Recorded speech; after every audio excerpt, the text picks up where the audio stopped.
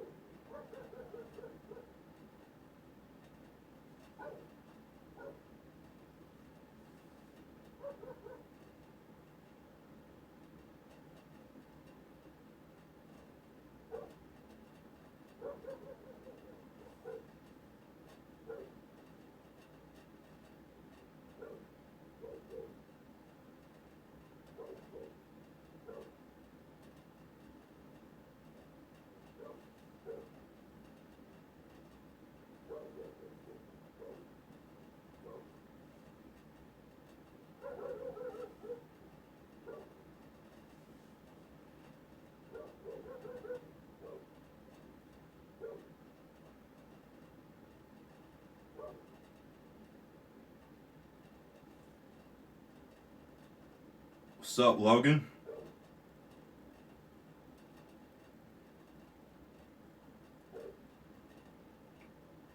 FYI, my phone is too far away for me to scroll down and look at your comments, so I'm using my tablet. So I'm basically watching my own live stream right now.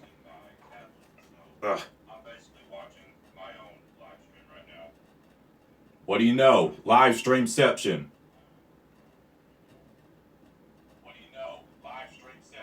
You see that?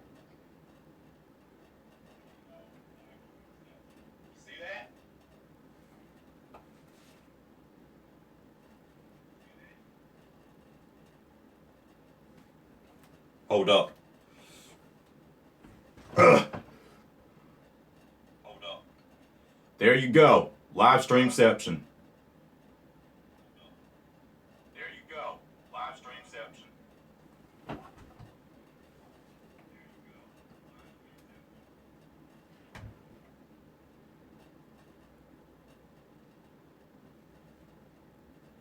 Yeah, I think it is a couple seconds behind.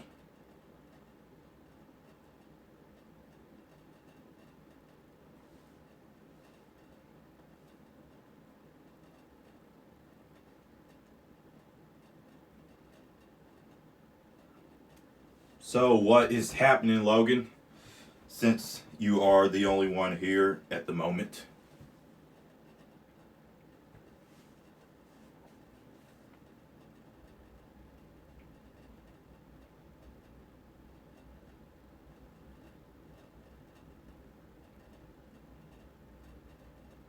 Adriana, what is happening? Excuse me, my voice. How's your weekend been, and how you been doing?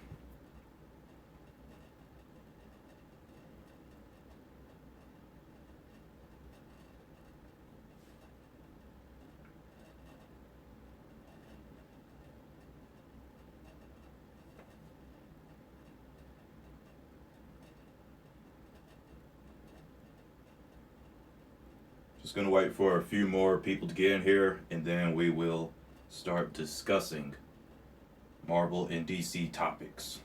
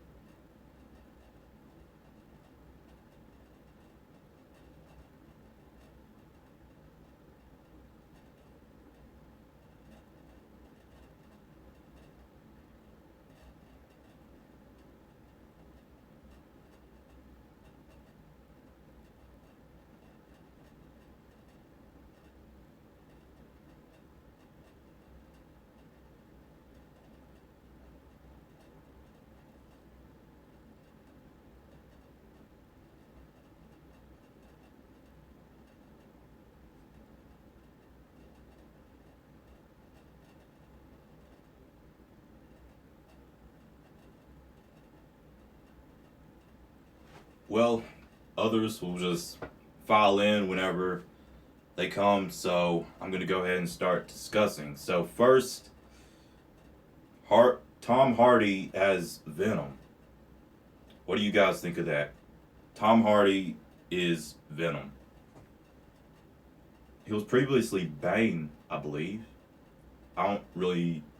I've only watched the Dark Knight trilogy like a couple times, so yeah, I'm not too sure.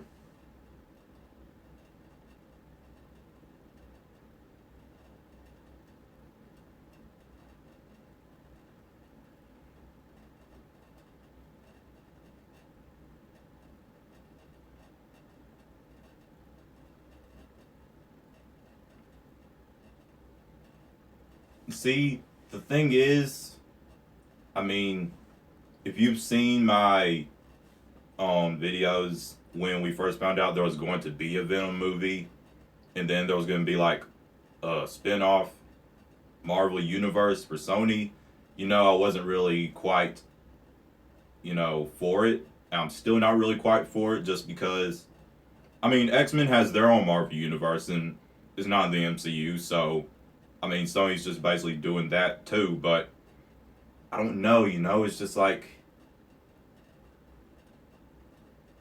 it would be so much better if it was in the MCU, you know? And also, a lot of people are saying that, like, Tom Holland Spider Man could be in the Venom movie, but, like, I think I'm the only one who thinks that, like, that cannot happen because Tom Holland is Spider Man in the MCU, so then if his Spider Man is in the Venom movie, which is Sony, that would not make any sense.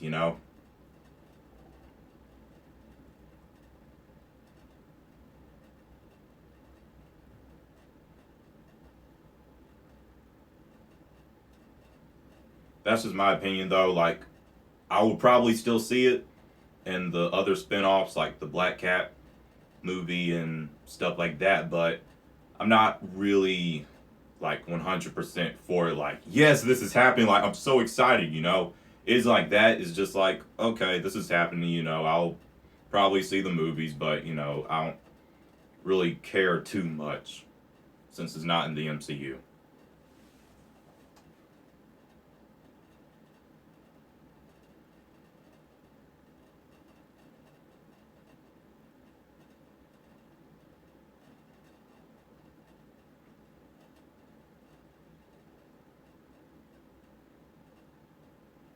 And by the way, when you guys see me looking down, it's me looking at the chat.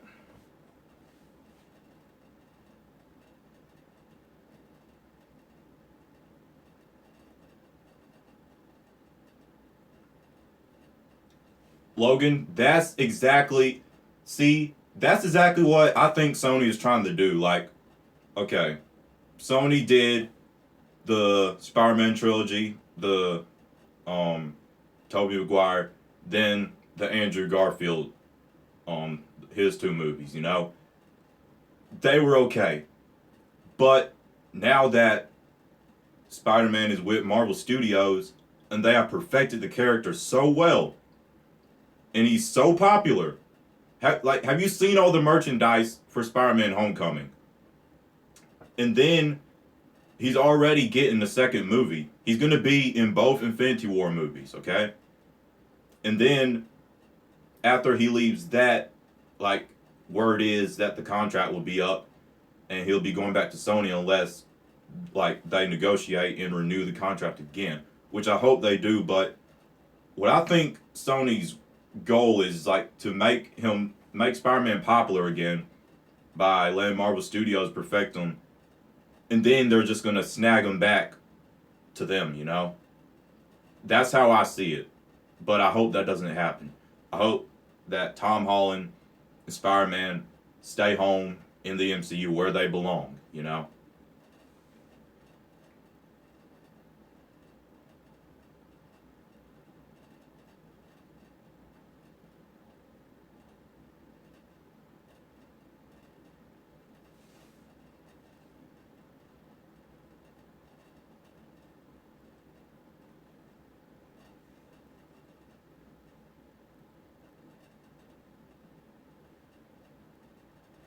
Also, let's talk Wonder Woman. So I know that like 6 or 7 clips have came out, and everybody has been like begging me to react to them. Like people love my reactions to Wonder Woman stuff a lot apparently. So everybody's been wanting me to react to the clips, but it's like 7 clips. They're like 1 minute long clips.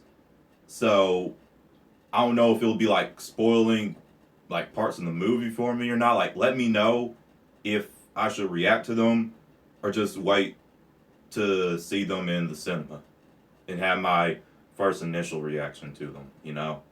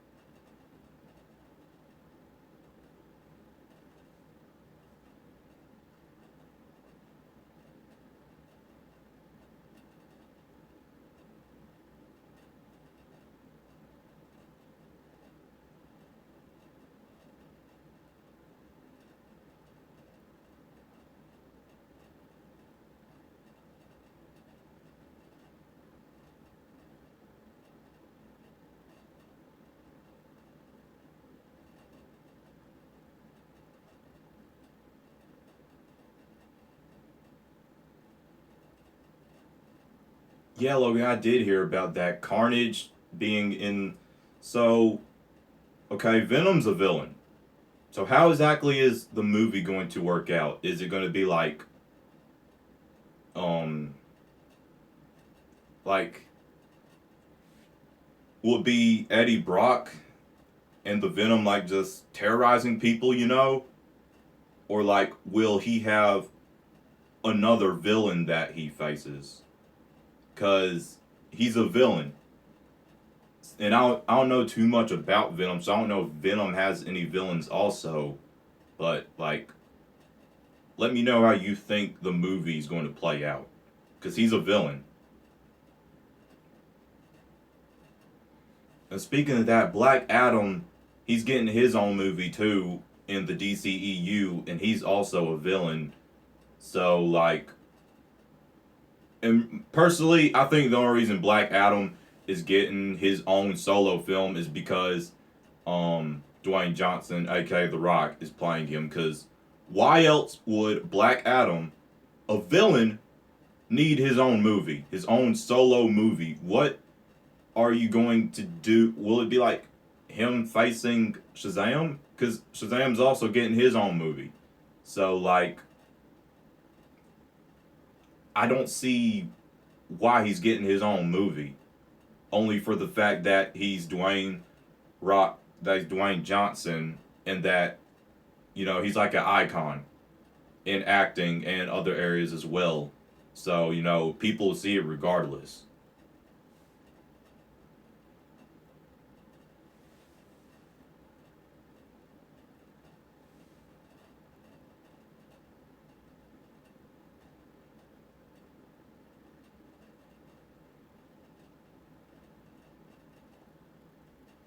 If the Fantastic Four were to join the MCU, would you want them to have a movie or a TV show? Okay, so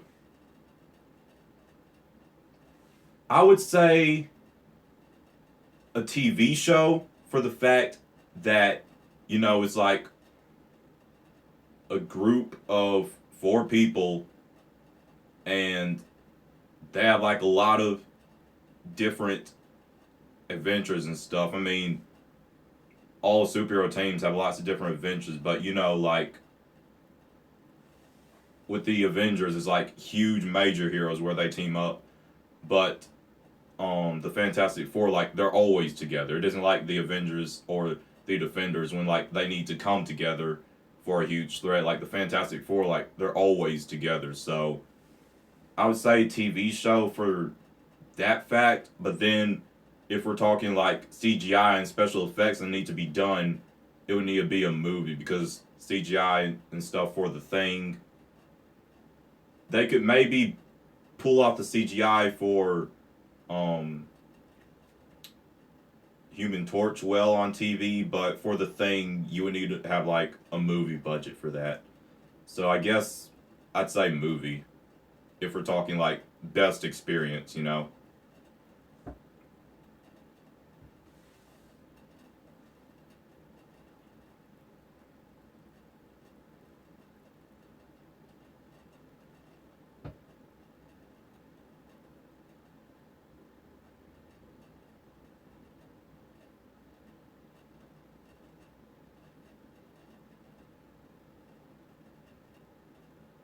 So Logan, you're saying that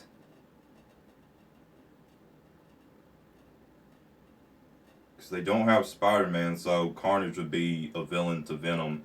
But does Venom have any villains in the comics? Because I know that like Venom was so popular in the comics that he even got his own comic run, which I've never read them, but I know he's had his own comic run before, so he's that popular. But so does he have any villains, like actual villains, or I don't know that.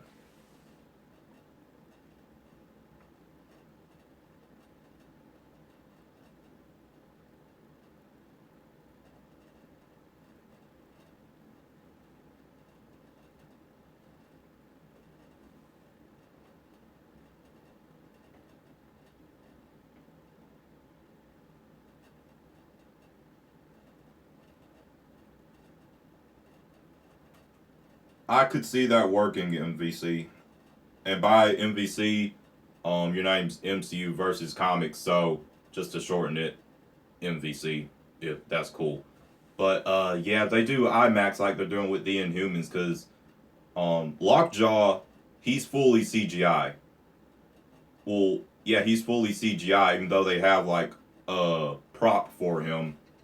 So I guess that could work. Cause my thing is like they're always together and they go on like lots of different adventures. So TV show, say it's about 22 episodes like Shield. They have like maybe 3 or 4 different adventures throughout those like 22 episodes. You know, since like they're always together on like the Avengers or Defenders. You know, so I guess if it was done with the first 2 episodes, we're done with IMAX like Inhumans is.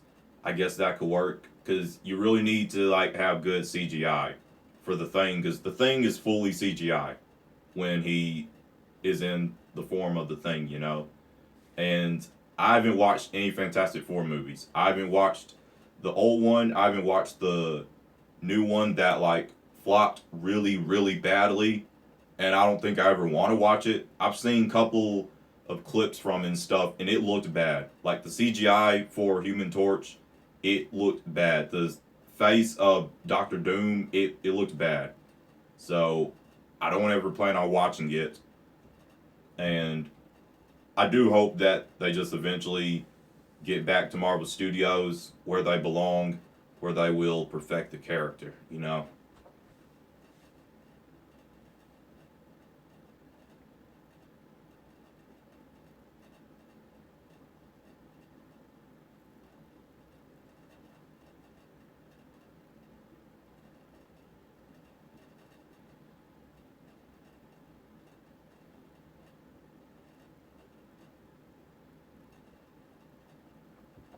Some set photos were actually released for the Inhumans.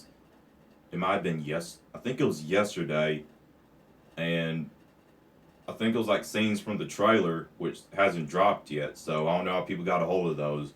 But there was one that showed Lockjaw. It was kind of fuzzy and blurry, but it showed Lockjaw, and it looked pretty good from what I could see.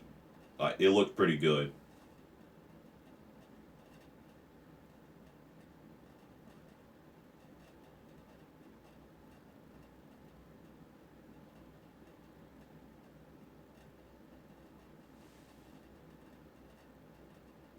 MVC, you said you'd say the Thing would be should be a mix of practical and CG. And this is the thing. Sometimes practical is the way to go. In movies now, we have like so much CGI and stuff, and sometimes it's too much, and sometimes CGI isn't needed. Like, it should be practical. Because, what example could I give?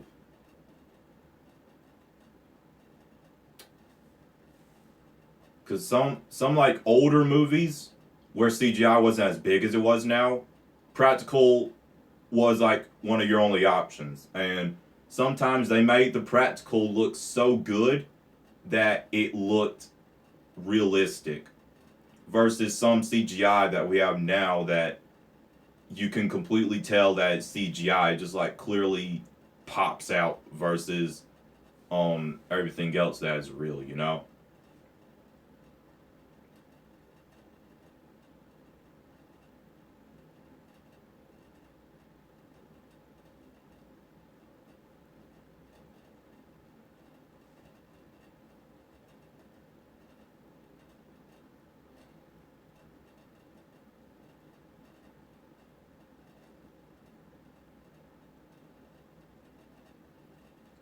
And yeah, Logan, I haven't like if you know me, you know that I don't watch the CW shows because it's not connected to the DCEU. Yes, that's a bullcrap reason, but it's my reason. And I mean, I have seen like clips and stuff, you know, just because through social media and everything like that. And since it's on the TV budget, they have to use more CGI things. But you know, I've never seen. I know in some episodes they've had like Gorilla Grodd, I think, in one episode of The Flash, and I think they had like a shark guy in a recent episode. But I'm not sure because I don't watch those shows. But I'm pretty sure that's been happening lately, and I don't know if those were CGI or practical. But for TV, you have to use like a lot of practical.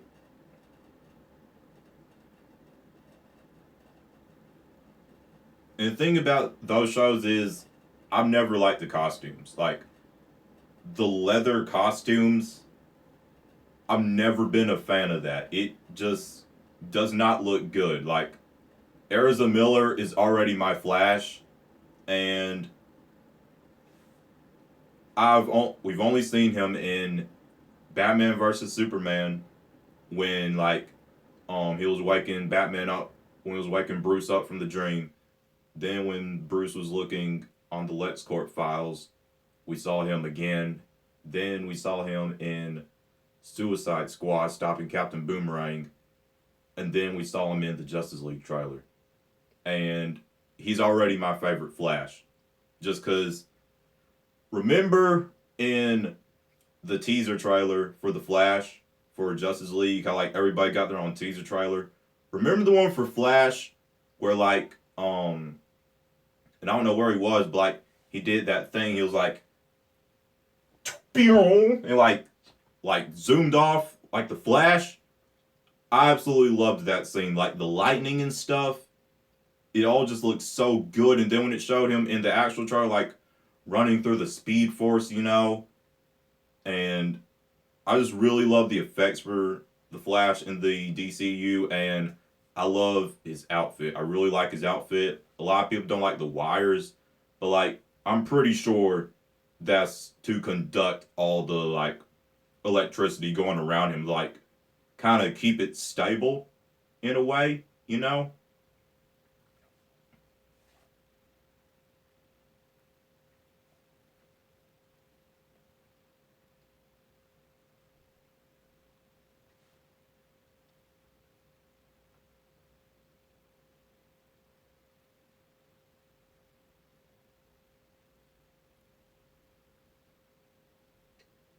Speaking of movies, what is all of your most anticipated superhero movies of this year? Not necessarily superhero movies. What's your most anticipated movie of this year and why? You have to give me a reason why.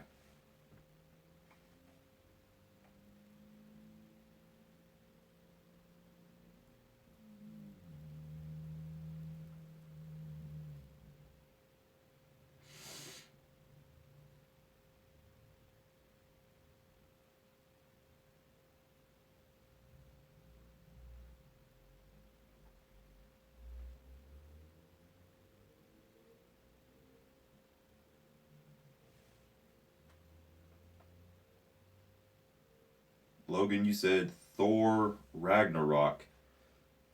And thing about Thor, a lot of people didn't like the first and second movies.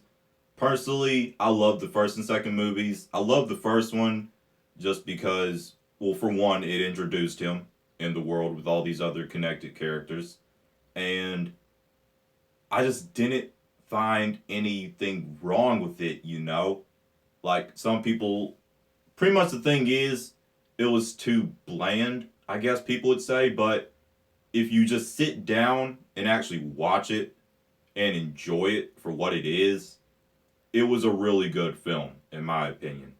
And the second one, um, my main reason for liking the second one is because it introduced the Reality Stone into the MCU.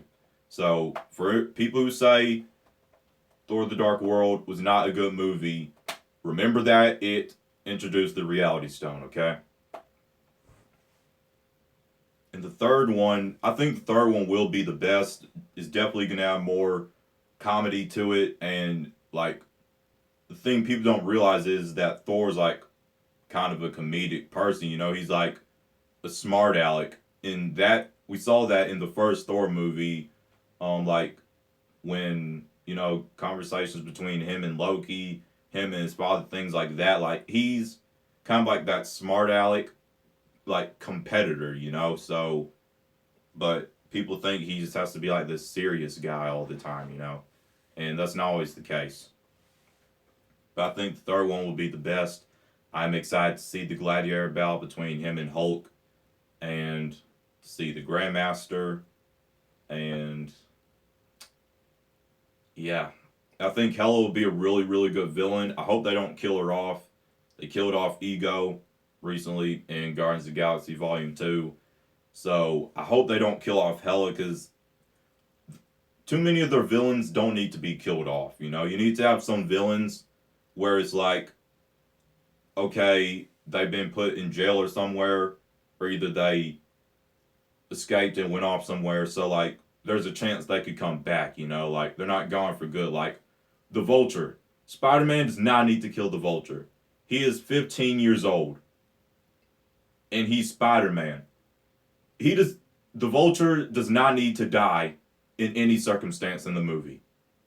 He needs to, at best, just be arrested and be like, he's this villain that could come back. Sinister Six, aka. But yeah. And Zemo, he was just like locked away, so it's like, he's not dead. There's a chance that he could come back and like get his actual costume and stuff. I don't know how it would look in the MCU, because it's like a bright purple costume without like any mouth piece or anything in the comics. So they would have to like adapt it pretty well into the realistic MCU.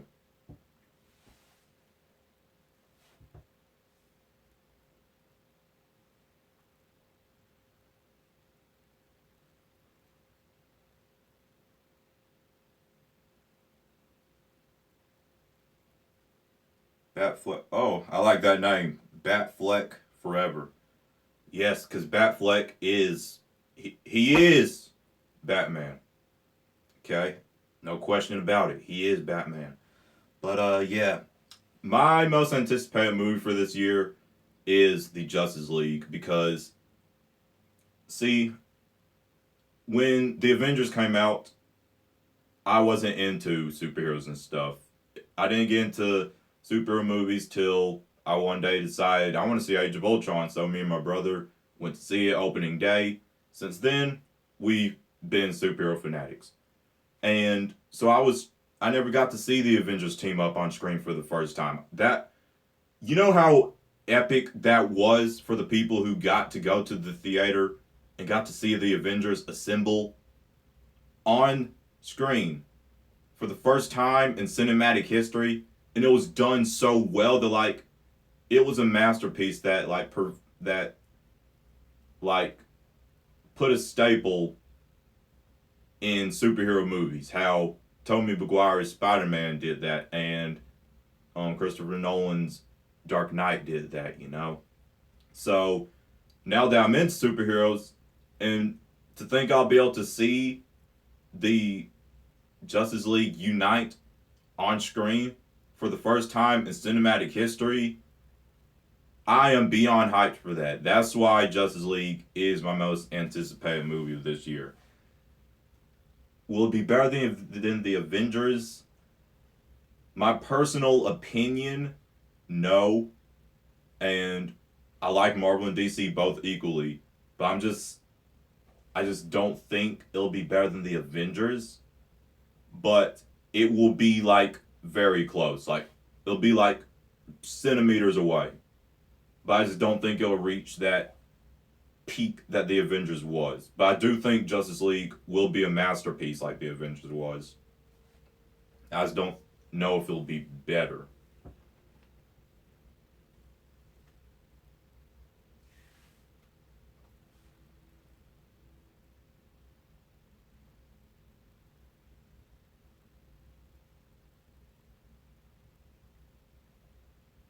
Yeah, Adriana, what you're saying is like, so I heard that in Thor Ragnarok, like this Hulk is gonna be more developed. So like when he's the Hulk, he has full control over himself. Like in the Avengers, in Age of Ultron, like different people like Natasha have to calm him down to get him back to Banner. But this Hulk is supposed to be like Bruce Banner and the Hulk are one. Like Bruce Banner is in complete control of the Hulk. So I'm like to see how that plays out, and hopefully, like down the line, we can maybe get another Hulk movie with Mark Ruffalo as the Hulk. I didn't really like. I can't even remember his name, but I didn't like the other. Well, it's not that I didn't like it. I liked it. I thought he did good, but it's just like Mark Ruffalo is so much more better because it's like the other guy. There was like no emotion to him, I guess, like at all or anything. Like half the movie, like he wasn't even talking really until near the end of the movie. It's like he barely even talked. And I just think that Mark Ruffalo's Hulk looks more comic accurate. That's just me.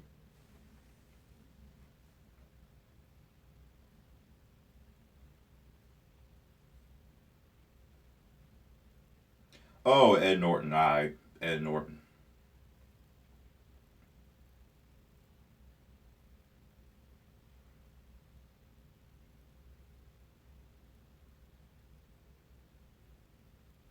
Jimmy Carter. Who is your favorite Spider Man?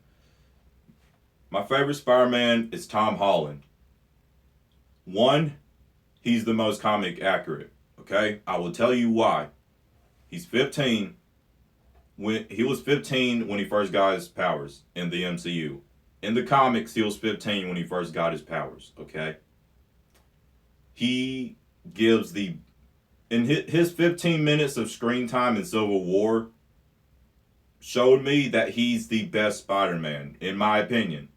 Cause like Andrew Garfield and Tobey Maguire, in my opinion, they were just too old for the role. And Andrew Garfield, he, in my opinion, was kind of more like the too cool for school person instead of like nerdy Peter. And then Tommy Maguire, like he was just too old. He was in college, and he was Spider Man.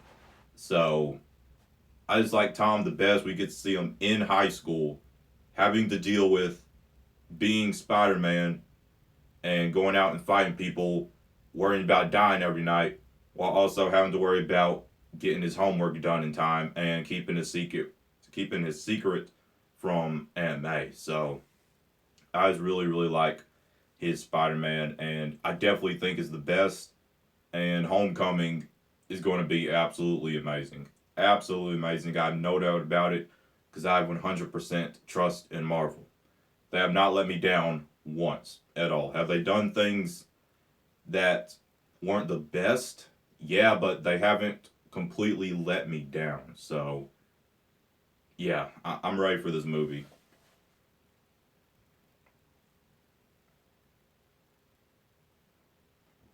Are you excited for The Runaway?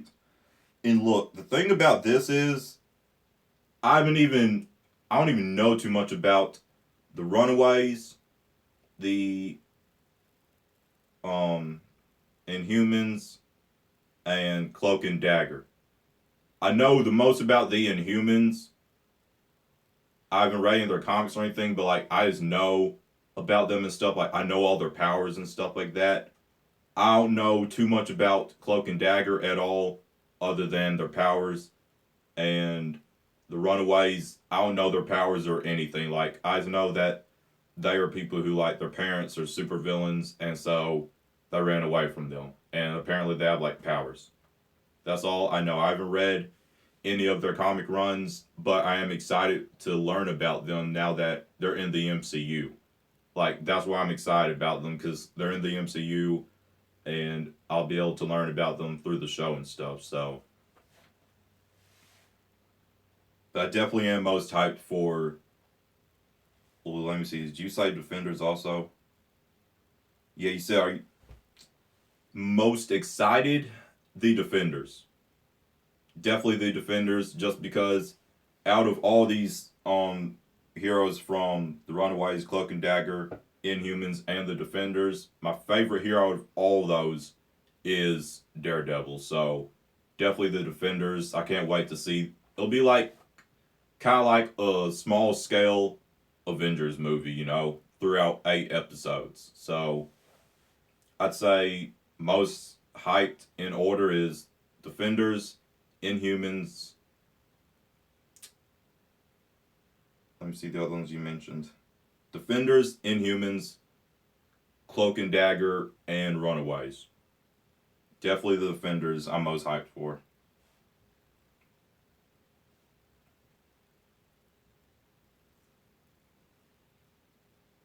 So Batfleck, you have Transformers in your list of most hyped movies.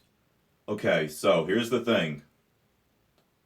I haven't reacted to any of the Transformers trailers, you probably know, and my reason is I've not seen any of the movies, and I don't plan on seeing the last movie. But this is my question to you guys. Should I go back and watch all the Transformers movies? Is it good? Is it that good that I should go back and watch all of them so that I could be prepared for the last night? And maybe react to a couple things that they release that's new before the movie comes out. Because it looks interesting. It's just I hear that they're not that good, and I haven't seen any of them. Like I need to know you guys' opinions on this. I need to know.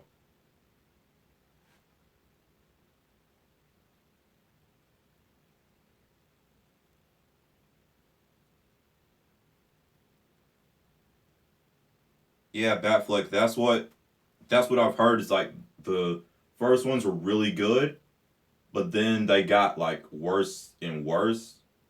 And the same thing for Fast and Furious, which I would never go back and watch all those, even though it also looks interesting. Like I have the same dilemma with Fast and Furious and Transformers. They look interesting, but I've heard that in between they have like some not so good movies, and then they have so many that I have to go back and watch all of them, which I wouldn't mind doing, but it's just I've heard they have some not so many good movies, so that's my dilemma, and that's the main thing I'm hearing. Batfleck is Michael Bay's explosions and stuff. Like that's one of the main reasons people don't like these movies.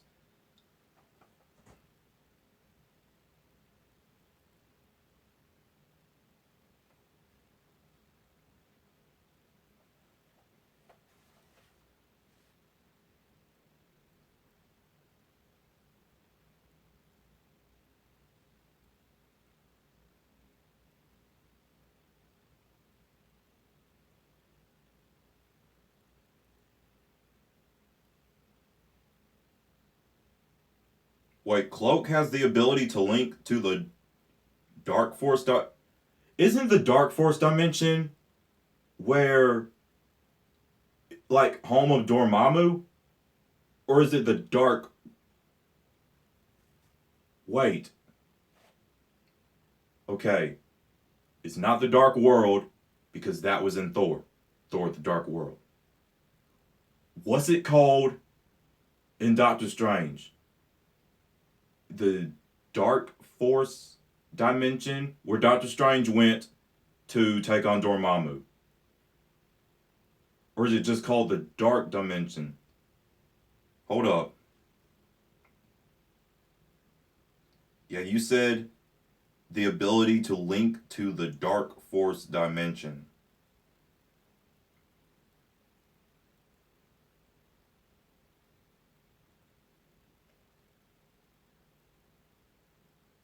Oh, okay. In Doctor Strange, it was the Dark Dimension. Okay, the Dark Dimension. And what do you? Okay, tell me, you guys watch Agents of Shield. What do you guys think about Ghost Rider being able to make portals, like legit Doctor Strange portals? It looked exactly as if Doctor Strange had a sling ring and made a portal. That. What do you think about that? And in the Doctor Strange movie, the Darkhold was a missing book in Wong's library in the movie, and in Agents of Shield, it's there. Like that's where the book has been. So now Robbie has it, and it's a missing book from Wong's library. What do you think about that? I think that Ghost Rider definitely needs to make it into the movies if he doesn't appear in Shield again, or if he doesn't get his own show, because he's like that good. Just like Netflix's Punisher, he's too good to be a throwaway character. That's why Punisher is getting his own show now, you know. And Elektra, she's gonna be in Defenders, but personally, it wouldn't be a problem for me if I never saw her again. But she will be like a big part of the Defenders, so yeah.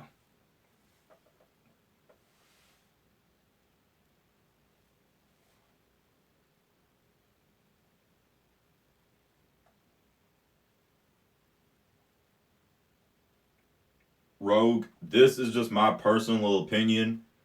I would say to seriously like hop on Netflix or whatever you got and watch Shield. Like the first and second seasons are like some of the best seasons. Like some people didn't like the third season too much. The fourth season, people loved it because Ghost Rider, and then it also just had really good arcs to it. But the first and second seasons were like they are like their best seasons.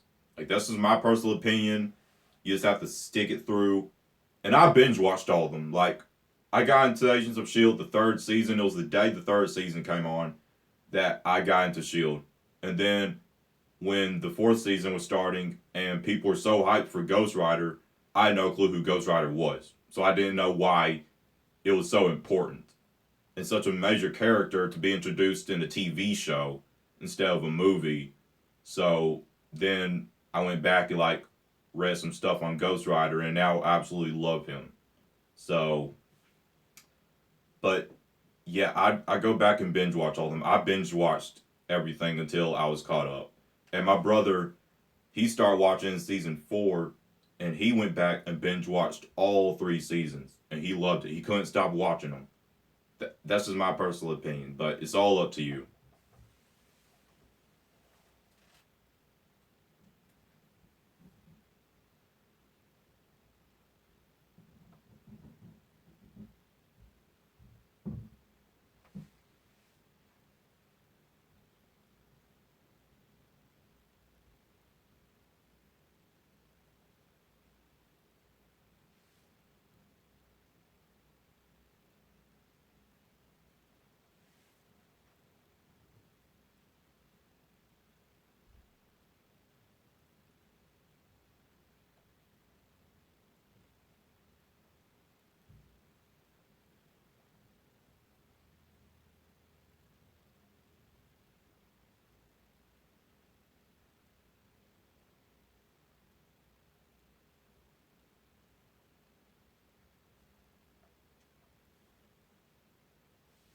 Also, what do you guys think about Charlie Hunnam? Hun, Hunnam? Hunnam? Hunnam, Hunnam, Hunnam. What do you think about Charlie Hunnam like being open to being Green Arrow for the DCEU? I just saw King Arthur, and he starred as King Arthur in that, and I thought it was a really good movie. Like a lot of people saying it flopped, which I'm not sure if it did or not. I don't know anything about the statistics, but my personal opinion, like I enjoyed it. Like it was like an 8 out of 10 for me. So I thought he did really well in that, and that was the first thing I've seen him act in, and he looks like Green Arrow. Though I've never read any Green Arrow comics, I don't know nothing about like I mean I know like of course what he does, but like I haven't read any of his comics. But what do you think about Charlie Hunnam being Green Arrow? He looks the part. He looks like Green Arrow, like the little thing he has going on here and his blonde hair. But he says he's never read any of the comics or anything, and he doesn't really know who the character is. But you don't necessarily have to know their comic history to be that character. I mean, I guess you do a little bit, just like you can get into the role, but it's like you have to be a huge like history buff on that person.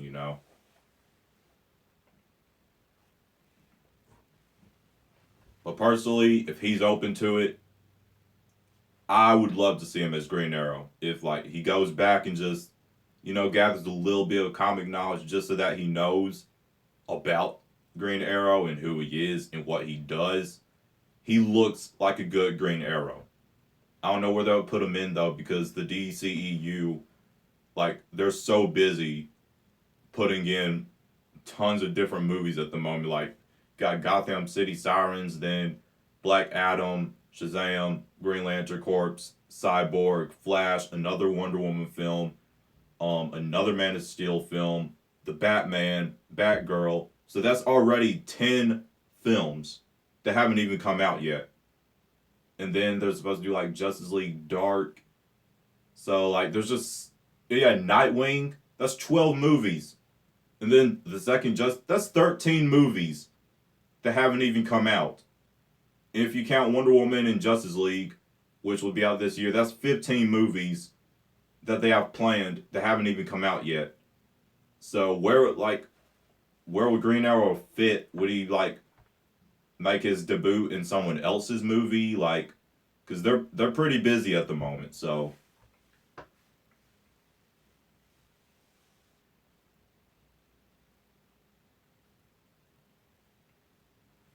but personally, I would love to see Charlie Hunnam be Green Arrow in the DCU. He looks the part, and if he's happy to do it all of a sudden, then hey, like, what's the problem? What's the problem? He looks just like him. And also, um, Army Hammer, I do hope he does become Green Lantern. I'm pretty sure he already has the role, because Henry Cavill has been teasing it so much. Like on social media, he'll be teasing stuff like showing Green Lantern and stuff, and then he'll have like a Army Hammer hashtag. So I don't know like if they're in talks for him to be Green Lantern, or if he already is and they're just doing like some teasing and stuff to hype everybody up. But and I don't know too much about Green Lantern either. I don't know too much about DC Comics characters besides the main core Justice League members. So yeah, but I am in the middle of reading Crisis on Infinite Earths right here, and this is my first DC comic, and it's really really good so far. So I'm learning a little bit about DC.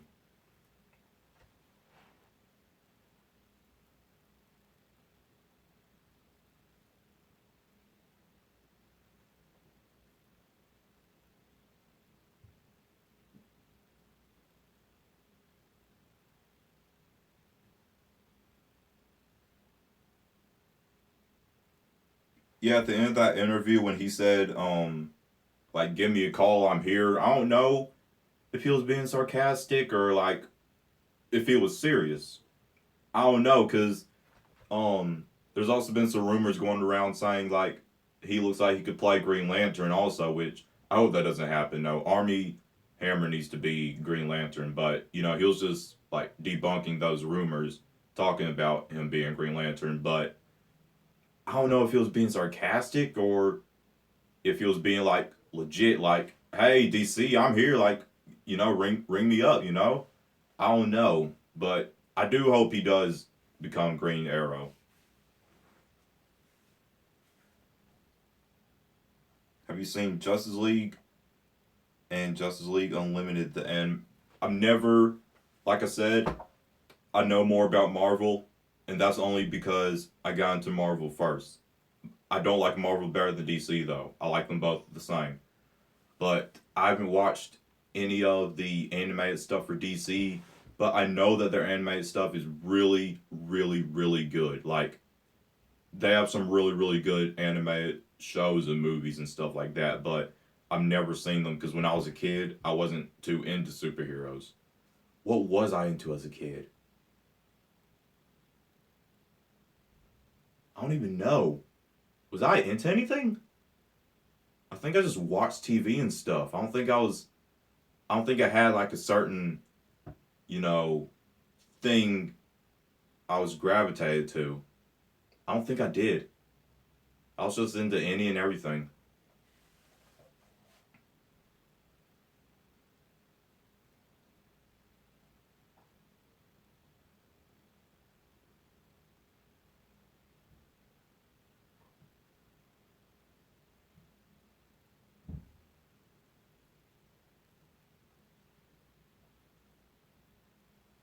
Also, I'm glad they're making a Green Lantern Corps movie in the DCU in 2020 because there are.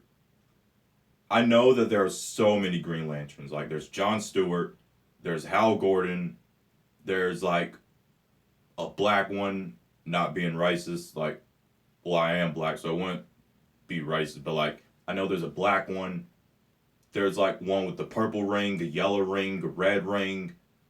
Like, there's so many. And I have a friend, he is a huge DC fan. Like, he is a huge DC fan. He knows everything about the Flash. He knows all the different Flashes, like Reverse Flash, Zoom, like the Flash in a black outfit. He knows like all the Flashes. He knows everything about the Flash. It's his favorite superhero.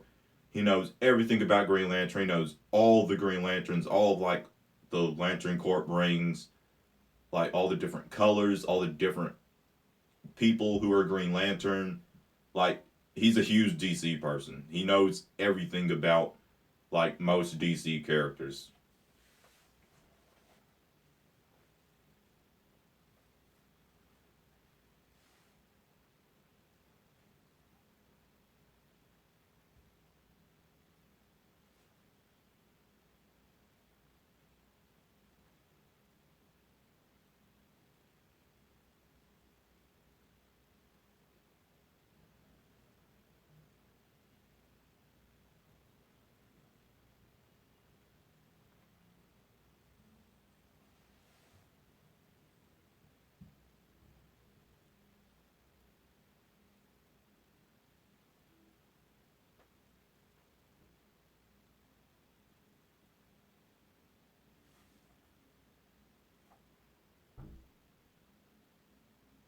For those who are wondering why I keep looking down, it's me looking at the chat. My phone's too far away for me to look at the chat from there, so I'm using my tablet. So I'm basically watching myself. I look. So I'm basically watching myself. You see that? Vlogception. You see that? Vlogception. There we go. There we go.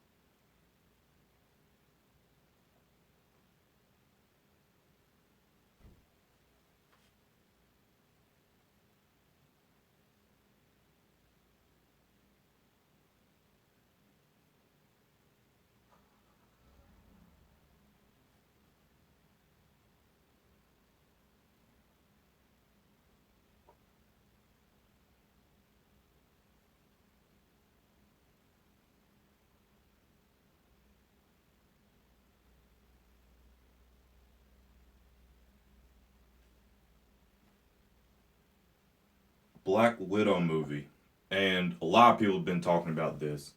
So, if they were, I could see more of a TV series than a show. That's just me, because, like, okay, so remember in Age of Ultron, we saw, like, a little bit of her past, like, one, like, okay, think of it this way: there's like three seasons. The first season could be like her like becoming Black Widow and stuff like that. Then the second season, it could be her meeting Hawkeye and you know doing stuff like that with him. And then the third season, we could finally learn what happened at Budapest in the first Avengers movie when they mentioned that. So I could see it as more of like a TV series, and then each season it's like exploring a different thing about like their past. So like the Black Widow series, it would be like prequels. It would be like a prequel series to the movies, and we get to see like her past events and stuff.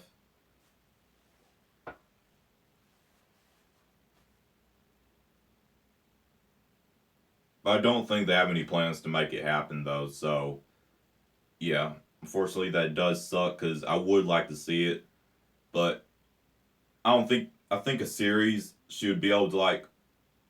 I think Black Widow would be able to hold her own, without needing any supporting characters like Tony Stark, um, Chris, Tony Stark and Steve Rogers. People like that. I think she would be able to hold her own better in a series versus a TV show. How like we saw Agent Carter, didn't need Steve Rogers there or anything like that. Like she was able, like it was enjoyable just seeing her.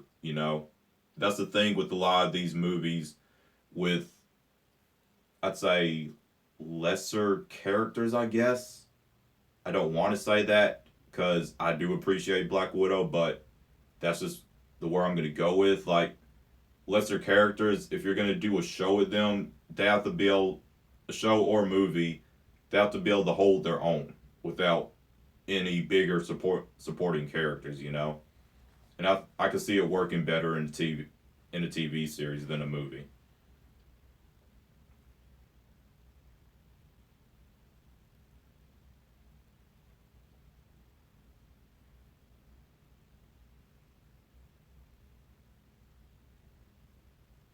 Do you think Quicksilver would be revived in Infinity War? Uh, so here's my thing. Personally, I enjoy Quicksilver and the one movie that we saw him in. Well, two basically if you count the end credit scene for Winter Soldier. But a lot of people didn't like him, but I really enjoyed him. And one thing I can't like absolutely don't like when people say it is when like um he can't dodge a bullet and stuff. Like why didn't he dodge the bullet? But the thing is, he literally meant to get hit by it to protect Hawkeye. Remember when Hawkeye had to save the child and Ultron was like in one of the Quinjets and he was like raining down hell and Hawkeye and that kid would have died. Quicksilver literally like ran in the way to get hit, and that's why he died. He even told Hawkeye like, "I bet you didn't see that coming." So like that's literally why he got hit by the bullet. He meant to get hit by the bullet, but everybody says like he can't dodge a bullet and stuff like that. So they clearly didn't pay attention to that scene close enough. They just like, you know, glanced at it.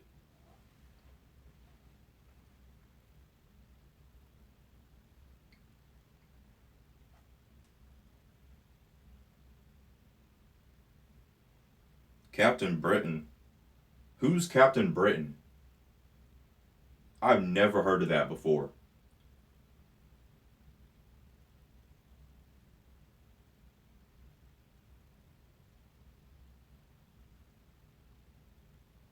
Should I have heard of him?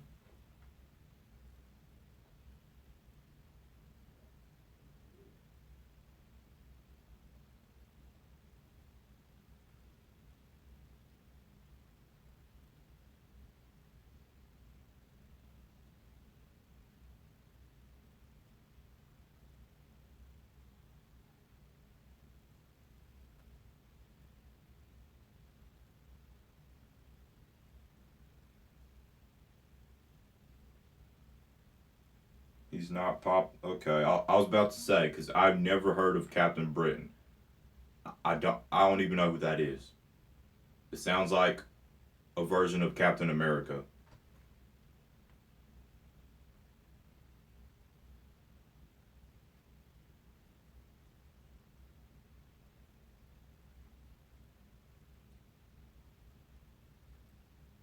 Wait, what? You said I think I may cry. Well, is he important? Let me know who he is and stuff. MVC. Let me know who he is and stuff. Because I've never heard of him.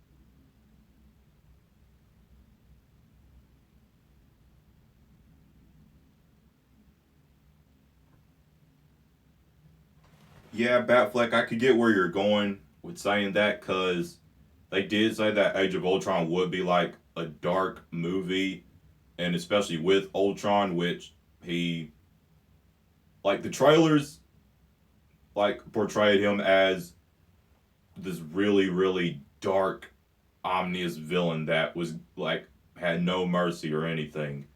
And then in the movie, he was like more comical than what they showed in the trailers. Personally, I didn't have a problem with it, and there's a lot of things that people had a problem with in movies that I didn't have a problem with. So I guess that goes to show that maybe I just really enjoy movies for like everything that it is.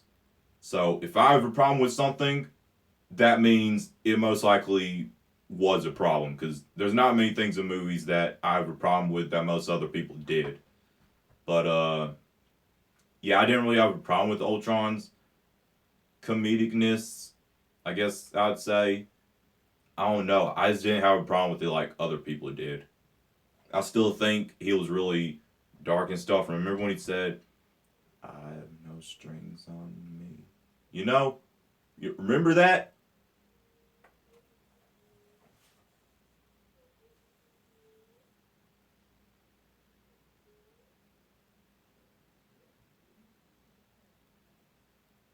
But do I think Quicksilver should have died? No, I don't think. I am upset with that because they teased him at the end of Winter Soldier, and like I know he's not the most important character, but a pretty important character, like the only one of the only speedsters in the Marvel universe, and to have him in only one movie and killed off before even the end, I didn't like that, and I know it was kind of a way to like push Scarlet Witch, like her emotions, and to make her, be more involved. But I did not like that they killed off Quicksilver. They could have done something else. I don't think he should have been killed off.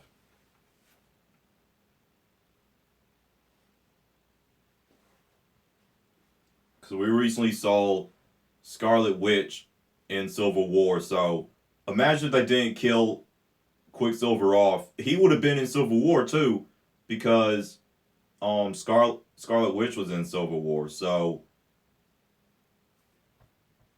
whose side?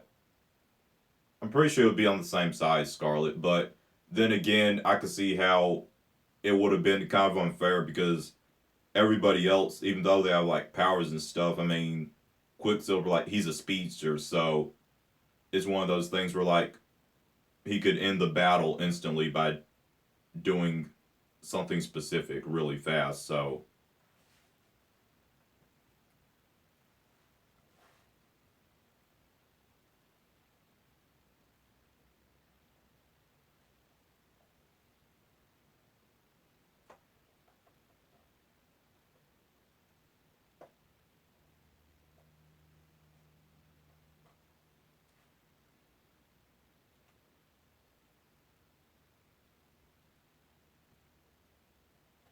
I didn't have too much of a problem with that Batfleck, but I I know that a lot of other people have a problem with that. Like the whole evil villain has like a bunch of mindless um minions, how like the Shatari. And personally, I don't think the Shatari got enough development in the movie. I don't think they got enough screen time. They should have gotten more screen time, in my opinion, than they did.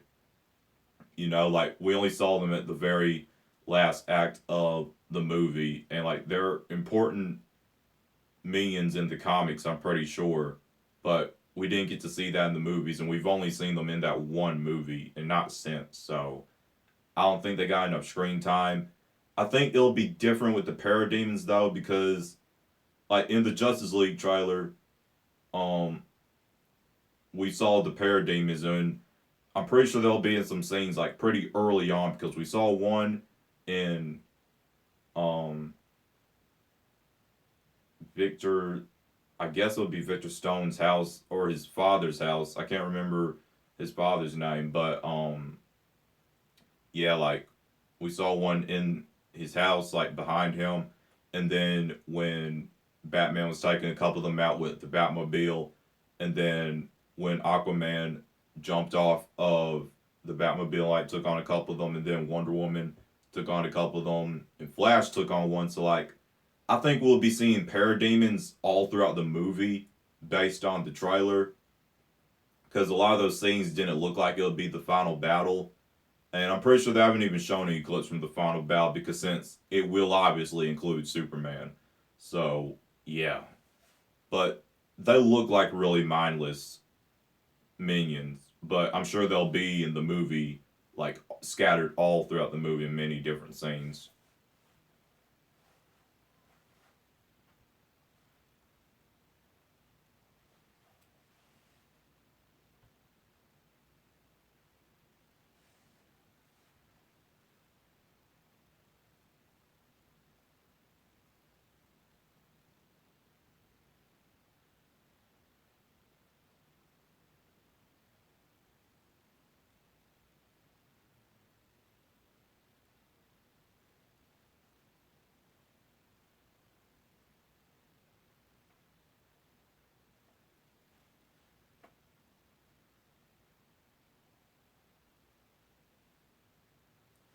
Okay, so look. Do not hate me when I say this. And if you've watched my videos, you've heard me say this before.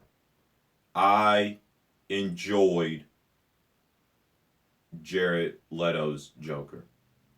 Okay? Hold up. I have reasons why. I have reasons for everything. I don't just like something.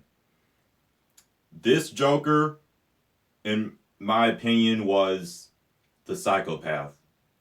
Heath Ledger's Joker, in my opinion, was the anarchist. But Jared Leto's Joker was the psychopath. Okay? Like, he was crazy. He said things that didn't even make sense. Like the one scene where he told Harley, um, if you weren't so crazy, I think you're insane. People were like, what did he even mean by that? Like, that sounded stupid. Like, that's what people say, but like, that's literally what it was supposed to have you thinking. Like, that is stupid and makes no sense because it didn't. That's the Joker. He's crazy. He says things that don't make sense, and that was one of those things he said that didn't even make sense. And yeah, it's supposed to give you that thought, but I think with a better script and more screen time, that he could have gave a better performance, but I enjoyed the look. I enjoyed his laugh. I enjoyed everything about it that others didn't. And like I said, again, that could just be me liking everything about a movie.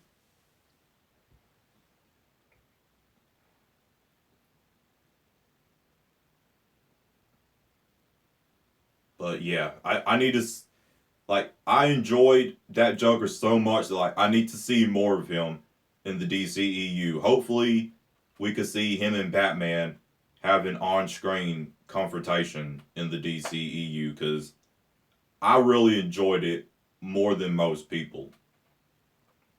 I enjoyed his scenes where like he was acting really crazy and stuff like the scene when I don't even know what they were called, but like he had the things and like he did that to Harley. I don't know what those things are called, but he was like, "Oh, I'm not gonna kill you. I'm just gonna hurt you really bad." You know, I loved those scenes when like Jared Leto was so immersed into the character that, in my opinion, he gave such outstanding performances. That's just my opinion personally.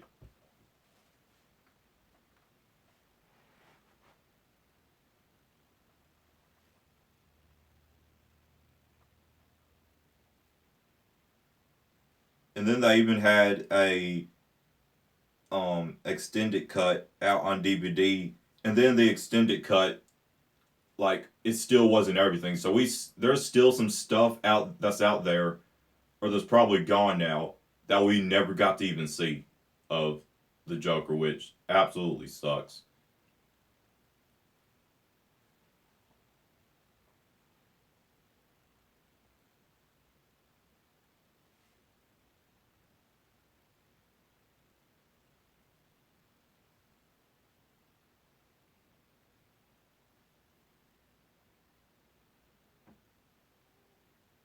Holy, I forgot that Deathlock was even. I completely forgot about Deathlock. I completely forgot about him. You said because they totally wasted him in iOS. I guess so, because I literally forgot that he even exists in the MCU. I think, I mean, I enjoyed seeing him, and I enjoyed seeing him. I wouldn't say they completely wasted him, but they could have done more with him, because, like, the Ghost Rider, he wasn't wasted, okay? We got a full season with him, and then he showed up at the end, and he was a attraction. People absolutely loved him. So I guess it's something that they did with Ghost Rider that they didn't do with Deathlock to give him like the same memorable appeal that like when you look back, you'll say, I remember this. Like when I look back on Agents of Shield, I'll be like, I remember Ghost Rider. I remember him and I remember how he was perfected. But I when I look back, I don't exactly think of Deathlock. Like I completely forgot about him that he even exists in the MCU. So I think they could have done more with him in terms of like character development, I guess, because we got to see him for a good bit. So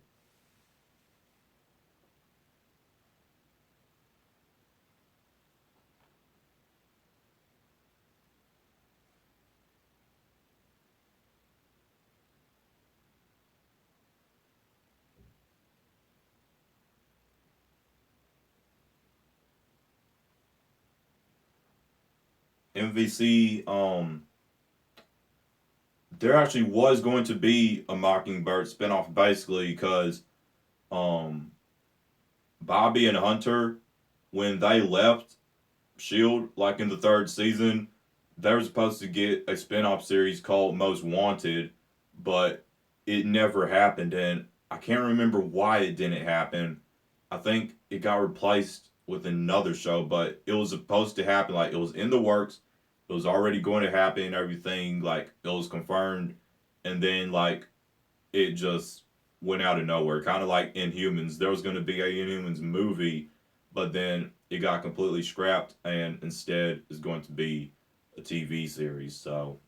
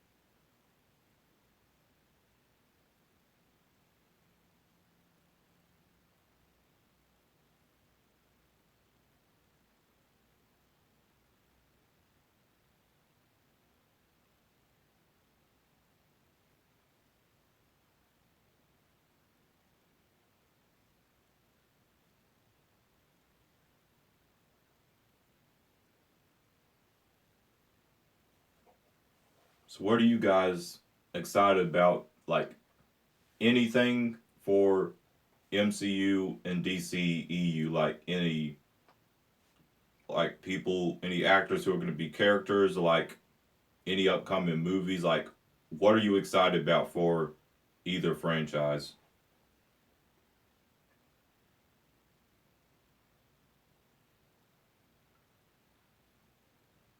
Personally, thing I'm most excited about is Infinity War.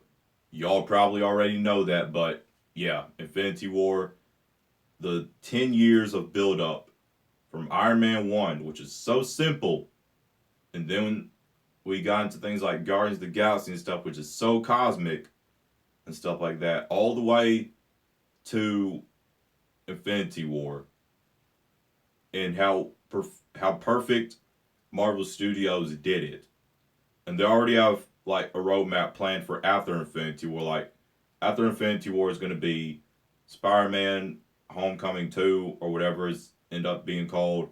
Then Guardians of the Galaxy Volume 3, which will introduce Adam Warlock into the MCU.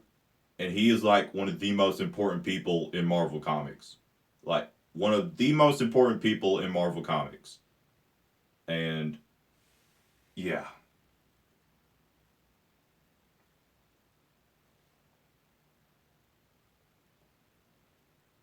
that flick I actually don't know too much about Nightwing, but I am excited for the movie, obviously, because anything that's in the MCU or DCEU that's announced is going to be in it, even if I know nothing about the character, I'm automatically excited and I'm automatically watching it just for the fact that it's in the same universe with all these other characters, you know. So I will learn about Nightwing through the movie.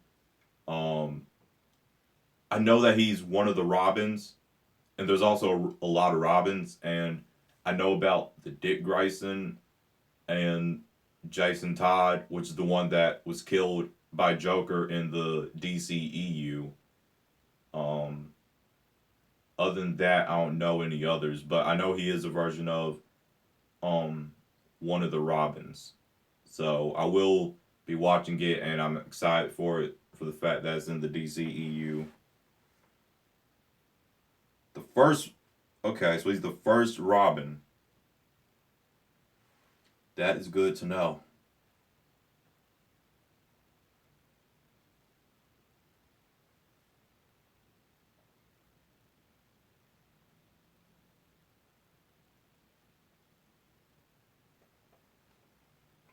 Do you think you'll ever do a weekly news show about Reed? Mm, I definitely do. I could definitely see myself doing it because I love Marvel and DC and not just the movies, but like the comics too and stuff like that. And so much stuff is always being released. Like every week or every other week. Like this week we got like Tom Hardy's Venom and stuff like. So we're always getting news about the movies and the comics and things like that.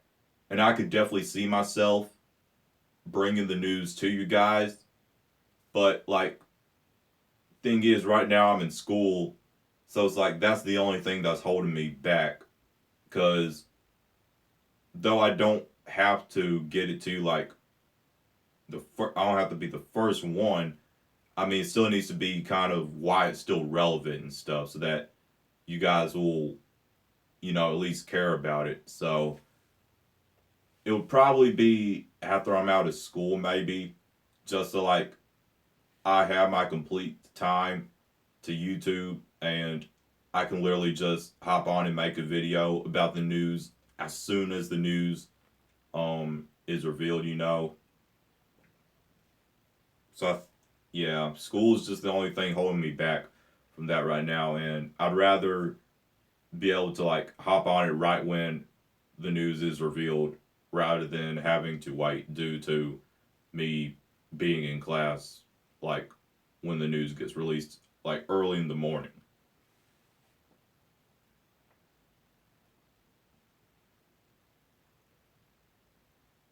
I definitely plan to probably do it soon.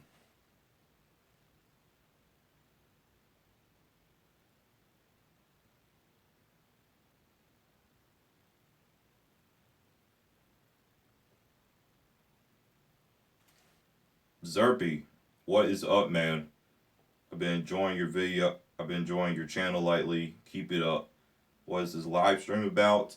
This live stream is about like just anything Marvel and DC. There's been a lot of news revealed this week. Like Tom Hardy is cast as Venom, and there was like some new Inhumans images revealed and stuff, and Charlie Hunnam is like open to being the DCEU Green Lantern.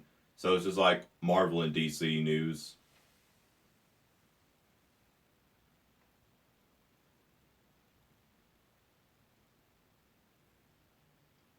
Really? Okay. When his circus acrobat family was brutally murdered, Dick Grayson was taken in by billionaire and bat friendly superhero Bruce Wayne. Bruce shared his secret life as Batman with a young boy and eventually molded him into Robin. Wow. Really? Okay. So he, but as Dick grew older, playing second fiddle to the sternest hero in the Justice League began to wear on him. Eventually, he struck out in his. So he became Nightwing because, like, he was tired of kind of being a shadow, like second fiddle to Batman. And so, like, he went off on his own and became his own known hero. Yet, while he may share methods and motivation with Batman, Dick knows that what being Batman can do. He doesn't want to become as dark, controlling, and lonely as Bruce. But for all the good he's accomplished while avoiding it, one question is unavoidable.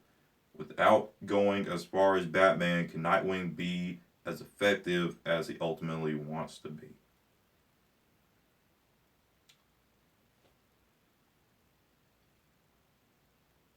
I did not know that. So okay. So if I'm correct, the original Robin became Nightwing. Dick Grayson Robin became Nightwing, the original. Then Jason Todd was the second one, and then he got killed. And then since then, Batman's been on his own. Is hold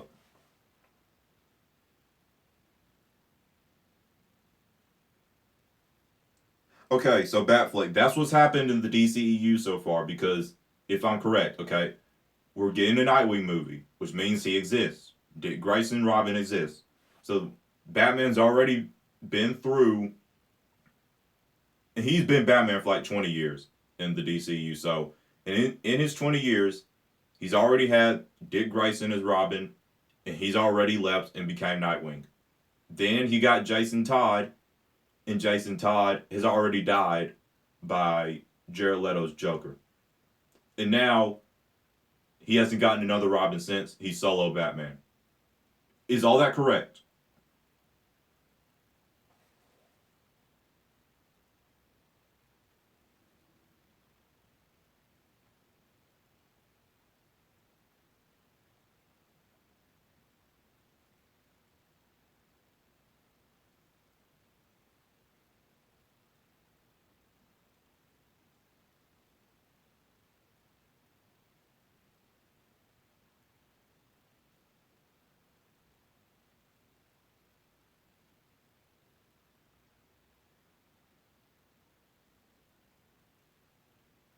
I did not know all of that. That is so. See, this is why I need. This is why I'm reading DC Comics now, because I've read more.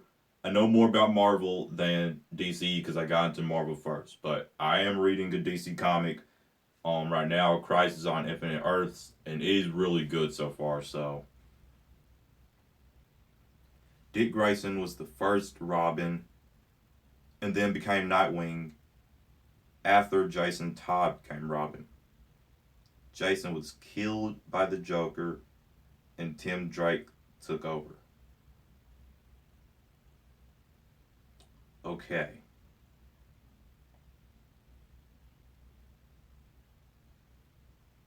So now the question is for the DCU. Basically, the question is, will Batman ever get another Robin? Will he ever get Tim Drake Robin? I guess is the question.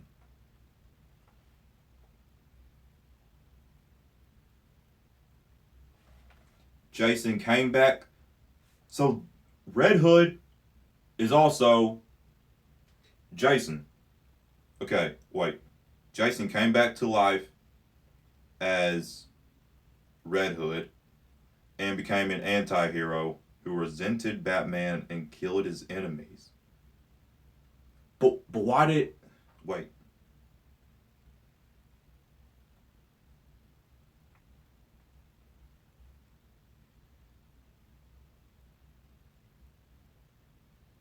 But why did he hate Batman?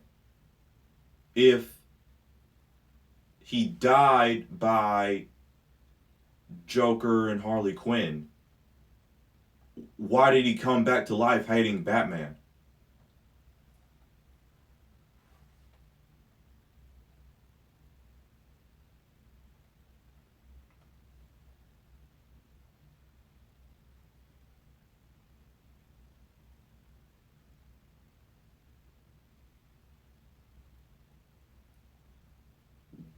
Because he couldn't save him.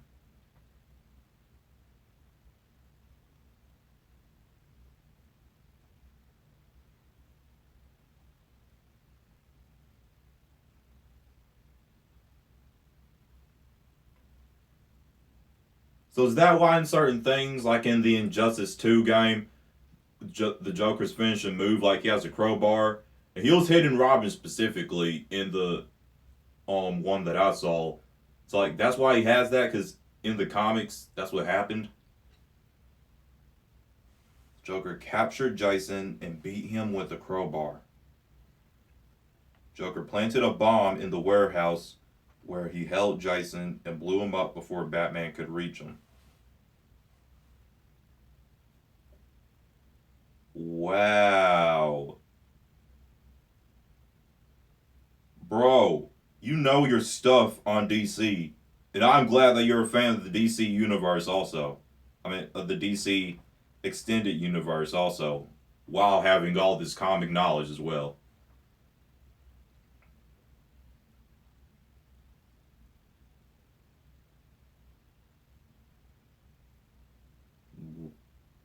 That is crazy.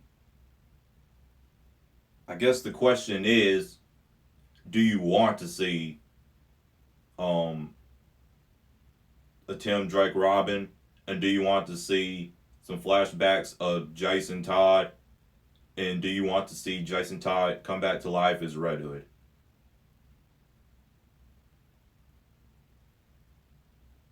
Also, I could be wrong, but did they announce a Red Hood movie in the DCEU?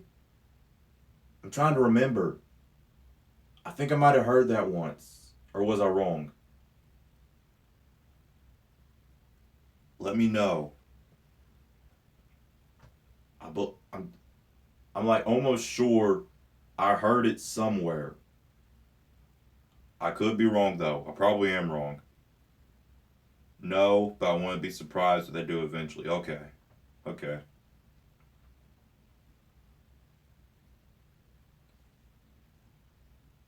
I would also like to see, because we got Nightwing and there's going to be a Batgirl movie. So personally, I would like to see a Death in the Family movie, though I've never read the comic, and see, like I said, I'm getting into DC Comics. Right now, I'm reading Crisis on Infinite Earths. I also want to read more major events like The Killing Joke and Death in the Family, and like I'm trying to read the older stuff before I catch up and do the New 52 and Rebirth. Like I want to read the old stuff first. So I plan to do Killing Joke, Death in the Family, and I think there's a couple more the in game, and there might be a few more that I plan to do.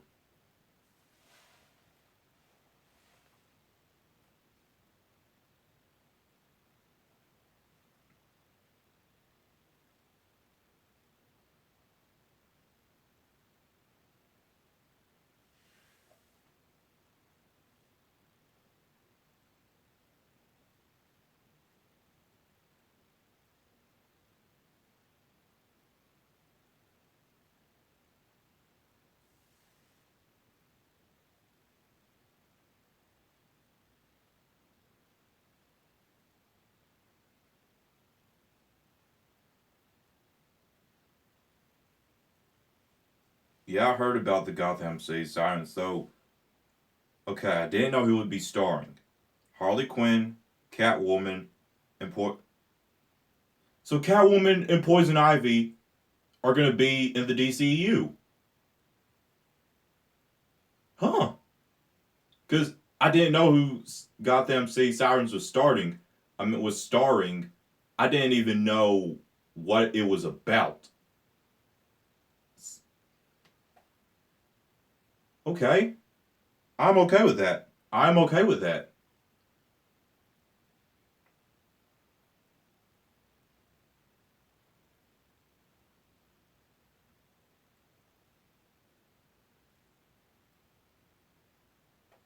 So I assume that Catwoman and Poison Ivy will make their DCEU debuts in that movie because I don't see where else that would fit.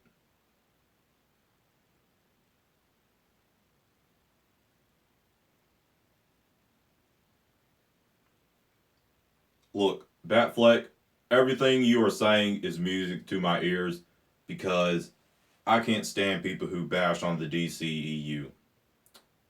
First of all, Man of Steel, in my opinion, this is my personal opinion, and I rarely clap for anything. I mean, I do, but like, this isn't like something so good where I just like, clap for it. And I rarely say things are a masterpiece. Man of Steel was a masterpiece. It was a masterpiece, okay? Remember the scene where you could hear, and I can't remember his dad's name, so I'm just gonna say Father L. But you remember when Father L was like telling Clark, like, the S stands for hope and everything, and then when Clark walked out of the Fortress of Solitude, I believe it was called, and into like the snow and stuff, and like he first started flying and stuff. That, remember how empowering that scene felt and stuff? Like, that was beautiful. Remember the fight scenes? Just everything about that movie made it a masterpiece for me. It it was amazing. Batman versus Superman, absolutely loved it. Like 9 out of 10, if not 10 out of 10, at least 9 out of 10. It was it was amazing alone for bringing together two of DC's most iconic heroes on the big screen for the first time in cinematic history, and people still hated it. What is up with that? It was absolutely phenomenal. That movie, I call it phenomenal. Man of Steel was a masterpiece. Avengers, for Marvel, Avengers was a masterpiece for me because it was done so perfectly, and it was a movie that helped change superhero movies forever, and it assembled Earth's mightiest heroes on the big screen for the first time. And Justice League would do the same thing.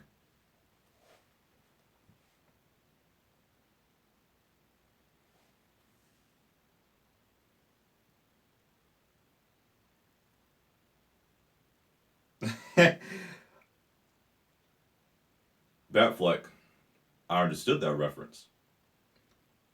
People hate what they don't understand. Look, and if you watched my video earlier today, I made an announcement that I'm going to do a new series called MCU and DCEU Questions Answered. And your quote, which is from um, either Man of Steel or Batman vs. Superman, forgive me for not knowing which movie it was from, but I remember the quote. And what you said, people hate what they don't understand. First of all, Batman vs. Superman, there are so many things in that movie that people didn't understand. So they hated it. Like, the quote from a movie came from a movie where there's so many things that people didn't understand a lot about. There's so many things that I did understand in Batman vs. Superman, and I'm going to answer a lot of those in my new series, MCU and DCEU Questions Answered. Like, there's so many things that people don't get, and I do get it. And I'm sure you get a lot of the things too. So I'm going to do my best to answer those with the answer that I have in my new series. And that's why I'm so excited to do it. Not everybody's going to see it, but for those who do, who have a question like, why did somebody do this in this movie, they'll know.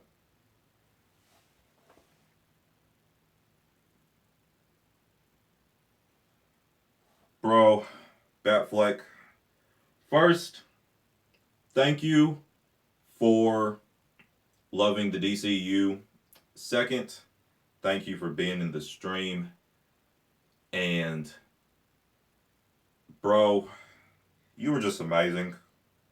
Bro, the Martha scene, so many people do not understand that scene. I completely understand that scene and why Batman stopped when he was about to kill Superman, when he stopped when Superman said um Martha, oh my god. So many people do not understand that scene, and I understand that scene perfectly. And I'm sure you do too. That is one thing I will be answering in my new series.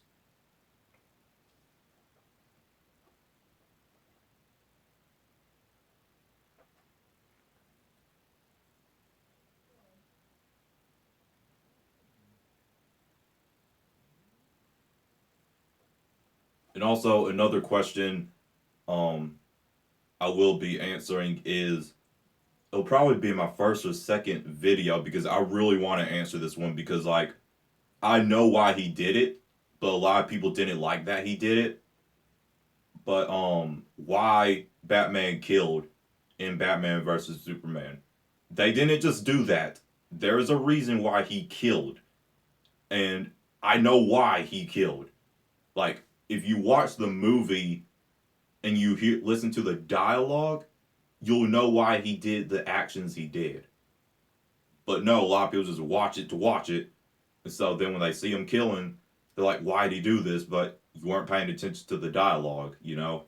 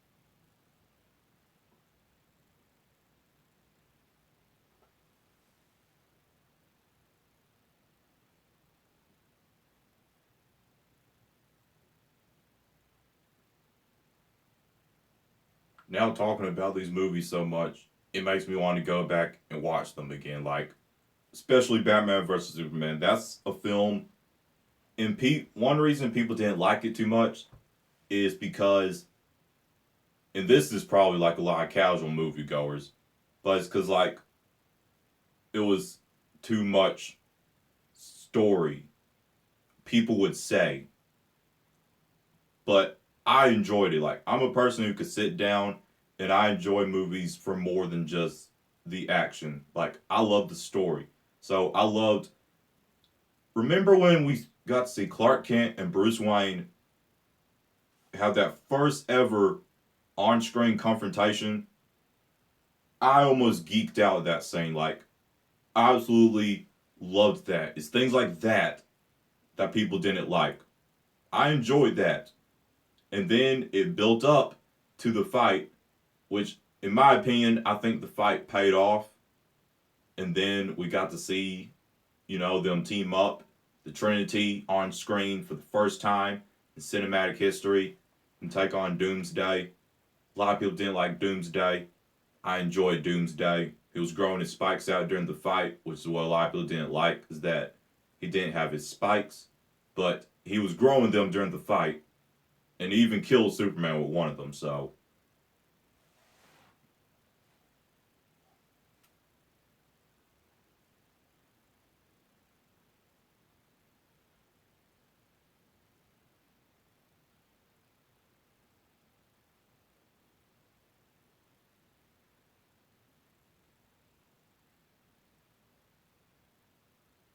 MVC, that see what you're saying is, um, I think the more story there is, a better a movie gets. That's why people don't like the MCU Netflix shows. See, that's the thing with Luke Cage and Iron Fist specifically. Like, people said the pacing of Luke Cage wasn't the best, but that's because they were just looking for action. It's about more than action. These characters have lives other than just like kicking and punching people, They have lives. They have a story to them. And so that's what Luke Cage was like a lot of the time. And people didn't like that. They felt slow paced. It was good paced. It's just, it wasn't all action. And the same for Iron. Look, I loved Iron Fist. Iron Fist was my second favorite Netflix series to Daredevil. Of course, Daredevil was my favorite. But Iron Fist was my second favorite because, like, I loved the story. I loved every episode. Like, the story to it, you know?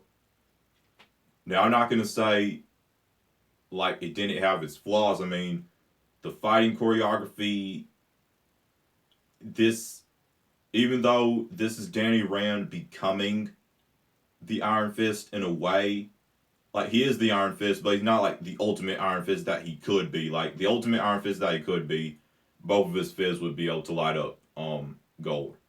So he can only do one at the moment. So like he's not fully Iron Fist yet, but still the fighting choreography could have been better. Like when I was watching this, it could have been better. I'm not gonna try and defend everything when some things you just can't defend. Huh. Ironic that I said that. But yeah.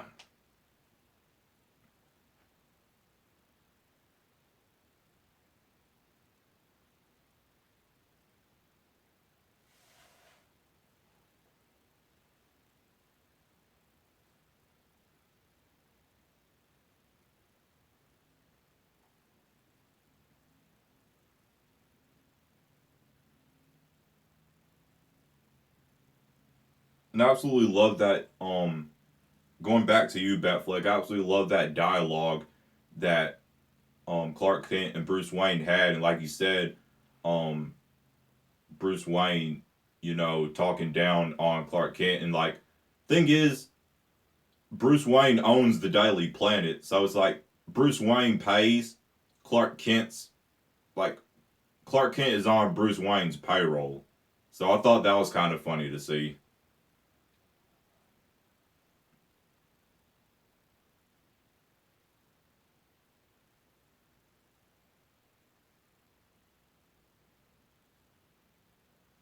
And one thing I loved about Batman vs Superman was its dialogue and its intricate. See, people don't have the patience for this kind of stuff. The intricate dialogue and like the intricate quotes, especially from Lex Luthor.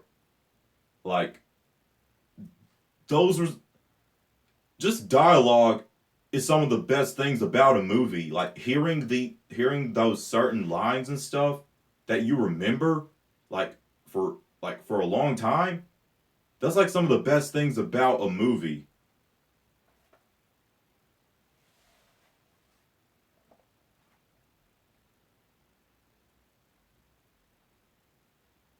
You see, and a lot of people probably didn't get this.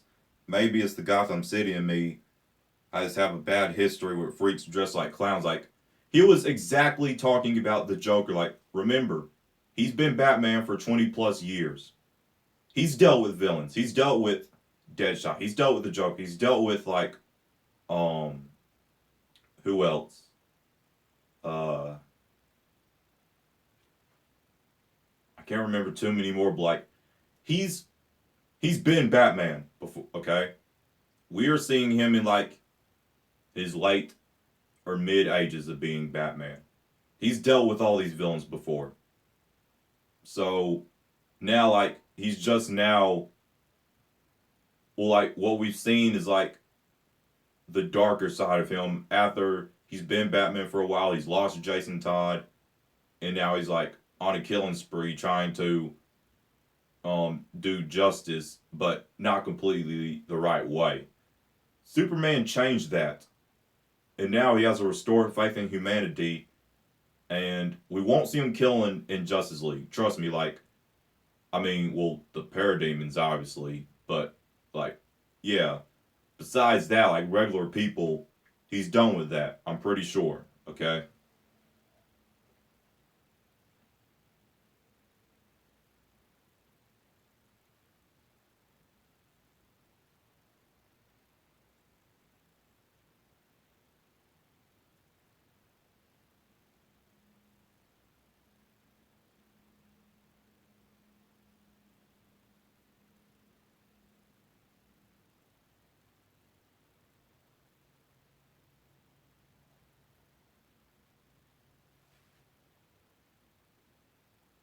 Wait, is this a quote from the movie?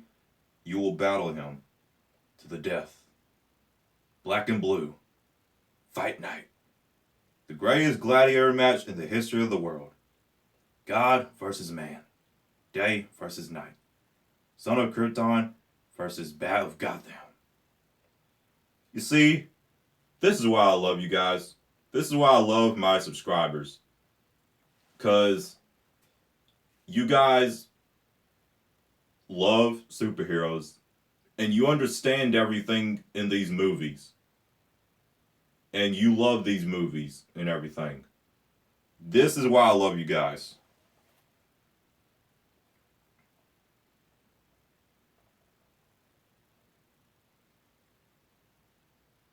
And I don't know too much about Deathstroke, Batfleck, but I do know that like he's a savage, and it's going to be awesome seeing him on screen for the first time. We already saw like the little clip, so and I've heard that he might not be the main villain in the Batman anymore. Like there might be it might be a whole rogue gallery of Batman's villains. I don't know. Like I don't exactly um know where they're at with that.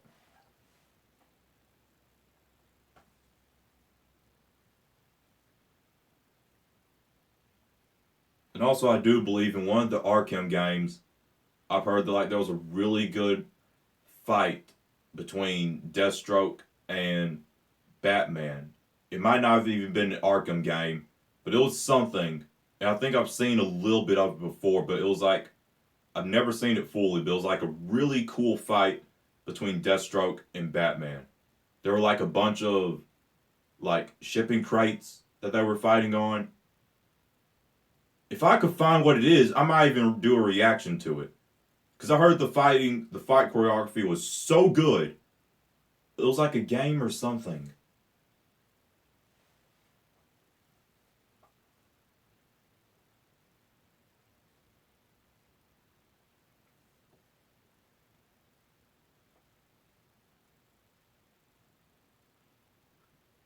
Batman Arkham Origins.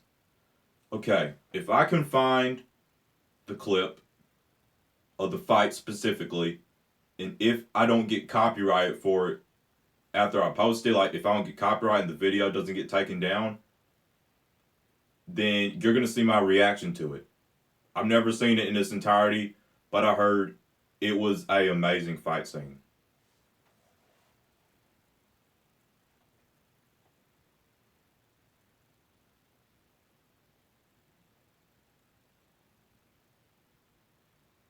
The Joker got a big role in the Batman?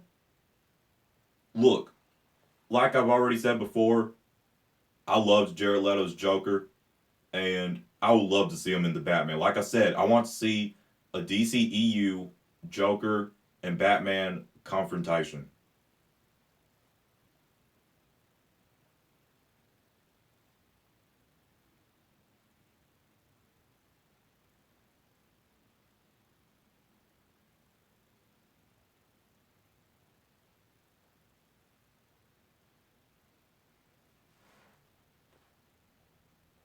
And personally, I know you guys aren't going to agree with me on this, and I probably shouldn't even be saying it because probably need to see him a little bit more, do a little bit more stuff. But personally, just me, he was my favorite Joker.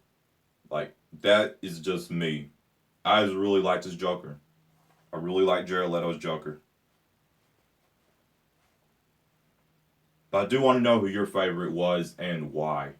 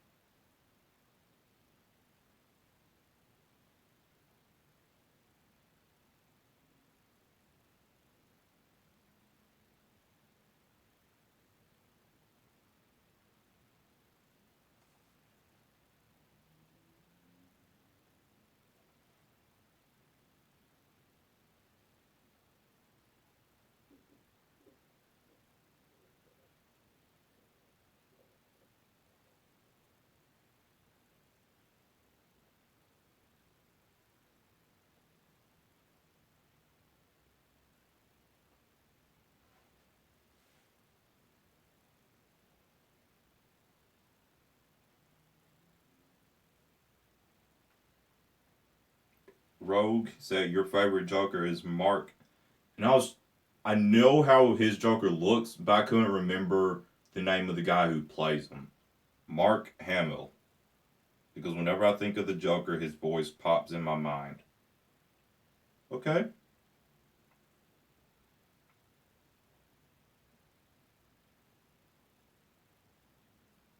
So which Joker do you think Mark Hamill was then? Because, and this is my opinion, I feel that Jared Leto's Joker was the psychopath. Then, um, Heath Ledger's Joker was the anarchist. And there's like two more Jokers who I don't know what type of thing that would be.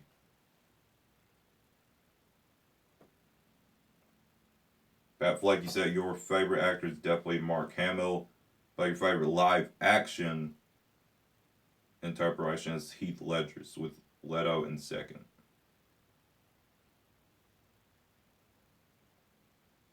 Wait, so Mark Hamill was he in a game or something then, or was it like a TV show? Because you said favorite live action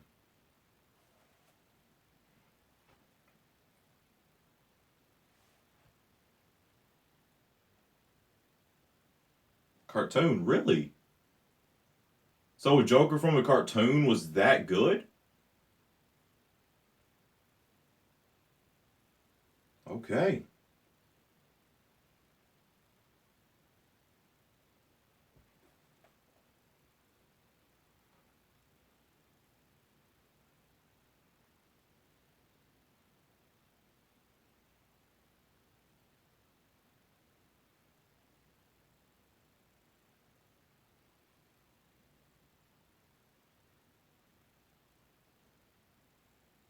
So what do you guys think about the Joker for Injustice? Injustice 2 specifically.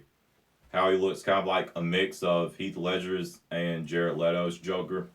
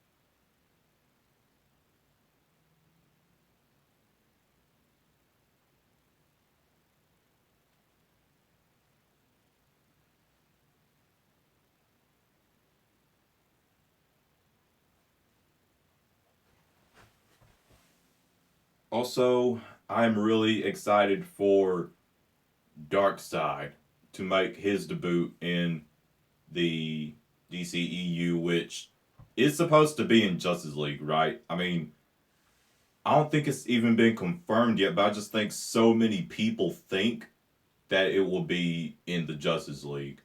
And I'm pretty sure it will be in the Justice League. It will either be like the beginning of the movie because it's been confirmed that the beginning of the movie is going to be um the Battle of Apocalypse with like all the Amazonians and the Atlanteans and humans up against um all the apocalypse I guess apocalyptians, let's say.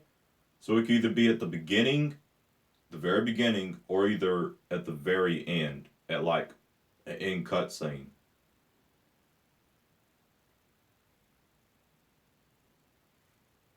And I hope that there is a. I hope that DCEU continues their end cutscenes.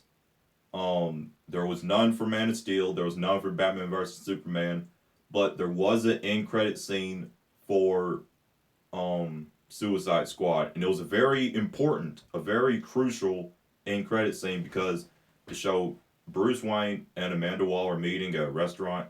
She was like, "Look, I know your night job and all of that. I know you're Batman," and Batman was and Bruce was like, "Look, I know you got your little Suicide Squad here, but leave it up to me and my team to handle this." And so she hands him the files for all the members of the Justice League that he'll be uniting. So that's like a very important end credit scene. So I really do hope that they continue to have end credit scenes as a regular thing starting from Suicide Squad.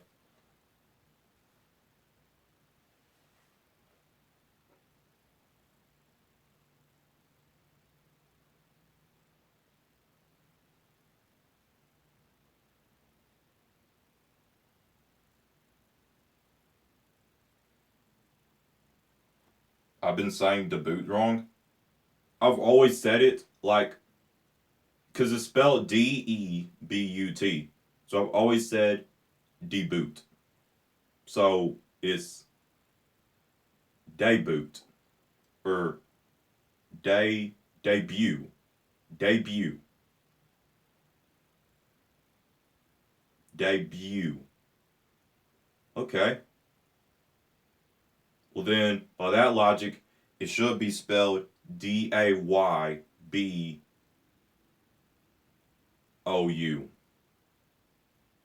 Because I've always said debut. Well, I'll be sure to say debut from now on.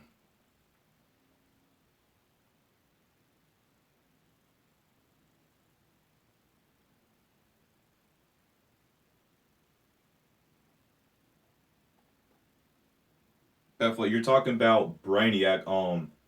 I heard he was supposed. I heard that he could be the villain of Man of Steel too, or either it's that a lot of people want him to be the villain.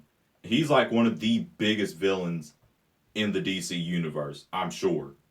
I haven't read DC comics really at all. Like I said, I'm on my first one now, but I'm pretty sure that Brainiac is like one of the biggest that there is in the DCEU.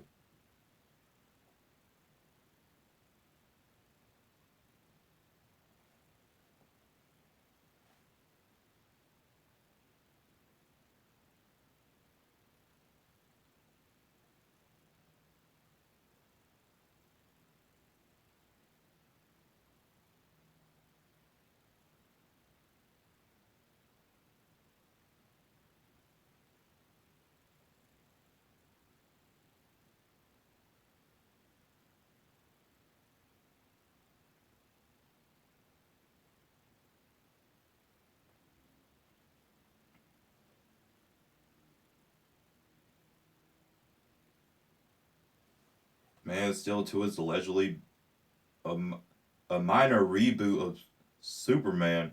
What do you mean? Wait, what do you mean? Like, he's fine to me.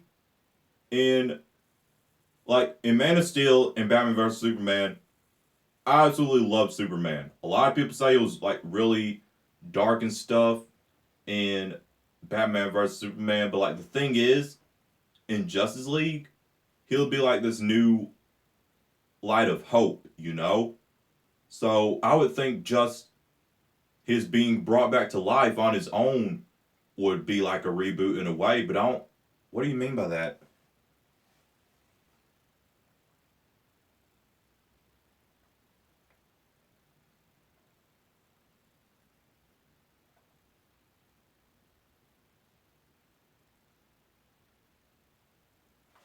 As in, they'll fix his character and make him more like the comics.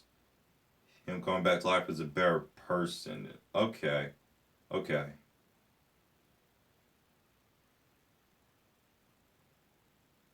Rogue, I believe it was confirmed this week that The Flash did get a director.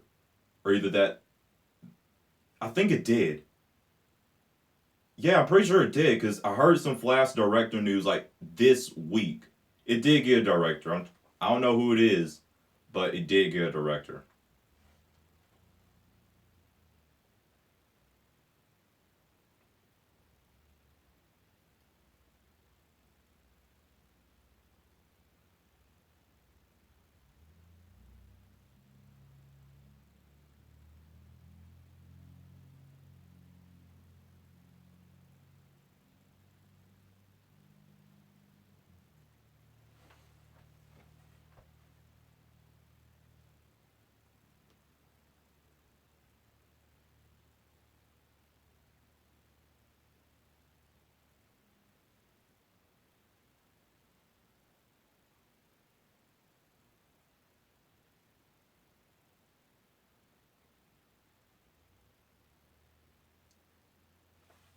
Rogue. So look, there have been a lot of bullcrap rumors going around regarding the DCEU specifically. The actor playing Barry Allen's dad is still fully on board with playing Barry Allen's dad. And it was literally like this week too. A lot of bullcrap reasons were floating around like about things regarding the DCEU. Flash has a director, and the actor playing Barry Allen's dad will be playing his dad. Trust me. It was all confirmed this week.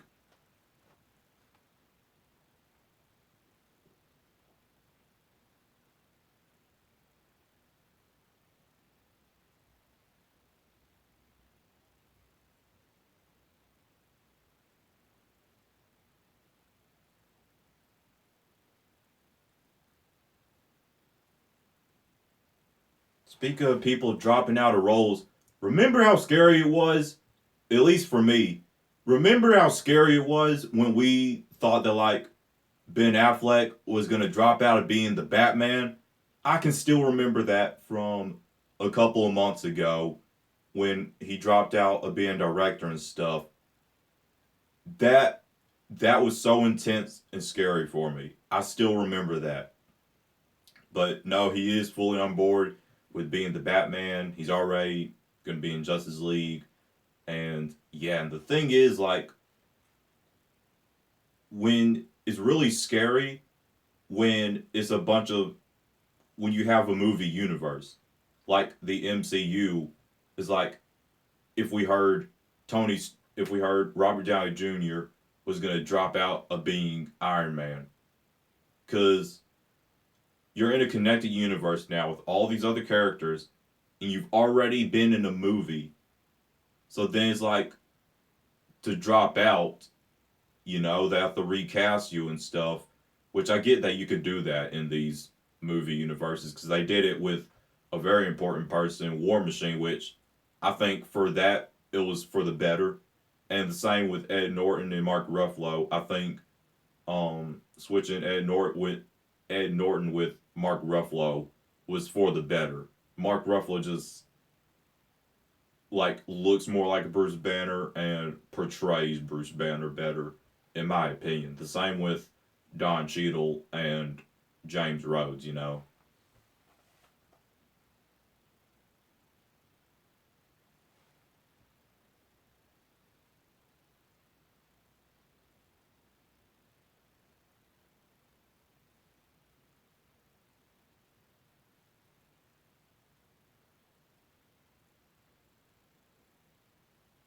Yes, Rogue, I did hear about that earlier this week. So there was a guy, and him and a woman were dating online. And so their very first date was at the movies to see Guardians of the Galaxy Volume 2. And I read the whole article, so like I know it. And so she was texting during the movie. She says she was like barely texting or anything at all. He says she was constantly texting during like the whole movie. And so he ended up suing her because he wants the money back for his ticket since he purchased both their tickets. So in reality, it sounded really crazy. But then if I'm going to get personal with it, knowing how much I love the MCU, and it's like, you were texting while I'm trying to watch a new piece of the MCU be brought into the MCU, and I want to hear all this dialogue and get to see all these scenes and enjoy it. I would sue you too. Like, that's how I am when I get personal with it. And James Gunn even texted, why are you only suing? She deserves jail time. Like, James Gunn even responded to like what happened. So yeah. And it did have, Guardians had some of the most important end credit scenes out of any Marvel movie. Iron Man 1 had an important end credit scene with the first appearance of Nick Fury and the first mention of the Avengers Initiative. Guardians of the Galaxy. First, we had the end credit scene with the Watchers. The Watchers, very important people. Then Adam Warlock, one of the most important beings in the Marvel Universe. And I'm trying to remember if there was another important end credit scene. And then the end credit scene showing the first appearance of the original Guardians of the Galaxy from the comics. So, yeah.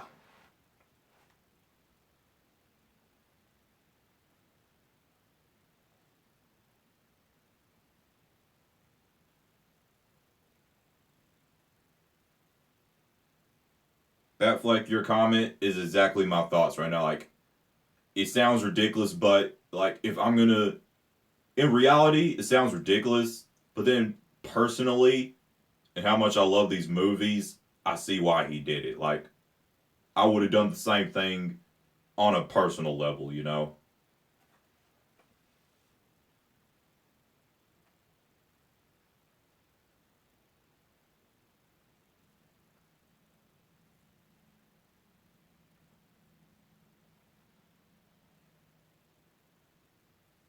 I'm glad that we did get to see Teenage Groot in that end credit scene. So, look, so Guardians of the Galaxy Volume 2 takes place 2 months after the first movie, which means that it'll be 4 years from Guardians of the Galaxy Volume 2 when Infinity War happens. So, he would definitely be full grown Groot again. But will he be even more than that? Will he be like, and I don't know what it's called, but I'm pretty sure in the comics, like, he evolves even further and it's something called like Warrior Groot or something like that, where he's like the size of the Hulk. You know, I mean, in length, he probably is like the height of the Hulk, but I mean, like the size of the Hulk, you know?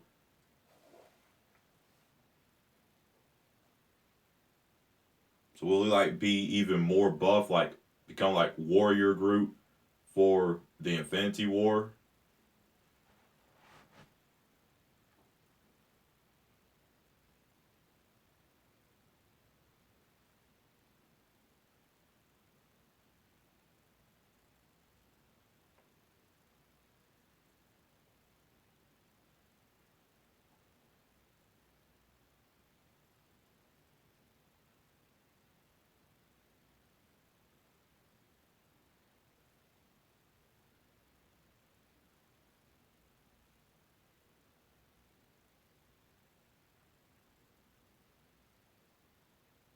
What Spider Man character do you want to see get their own movie in the MCU?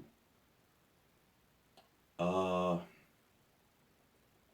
See, this is the thing that sucks because I would like to see Flash Thompson become Venom, but Sony's doing that. Sony already has like the Eddie Brock Venom, but then again, like Flash Thompson's Venom is a different Venom. You know, Eddie Brock and Flash Thompson are two different people. So Flash Thompson's Venom would be Agent Venom, but then that would still have to like make the whole Venom story in the MCU, which I'm pretty sure includes Eddie Brock. So yeah, like I said, I wish all this Venom stuff was happening in the MCU instead of Sony.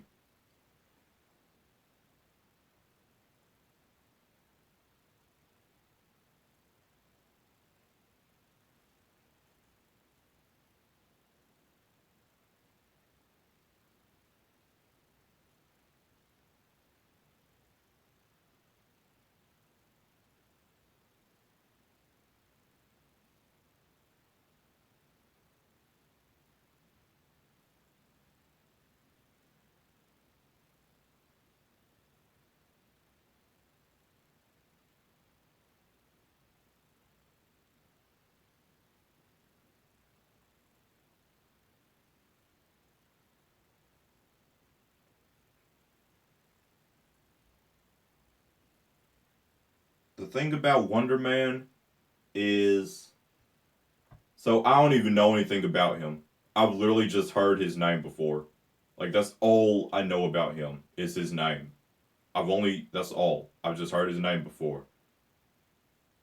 Is he important in the MCU? I mean, is he important in the Marvel Comics universe? Because like I've never heard of him before except for his name. So is he important enough that like he needs to be in the MCU? Like important like Adam Warlock?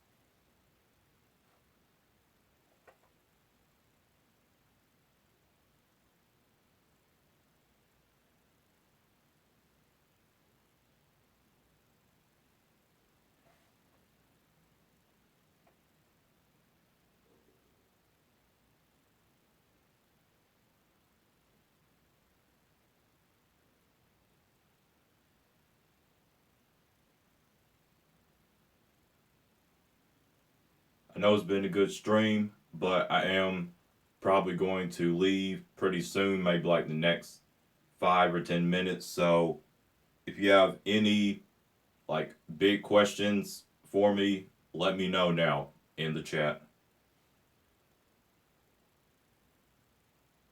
Do you wish The Inhuman stayed as a movie? Um, Personally, I don't have a problem with it being a TV series because unlike most people, I'm in the minority, but I love how they all look. In that first image that we got of how they look, I love how they all look. And I'm really excited for it, just as if it was a movie. Like, I'm just glad we're getting it because I know that they're very important people in the Marvel Comics universe. So, yeah,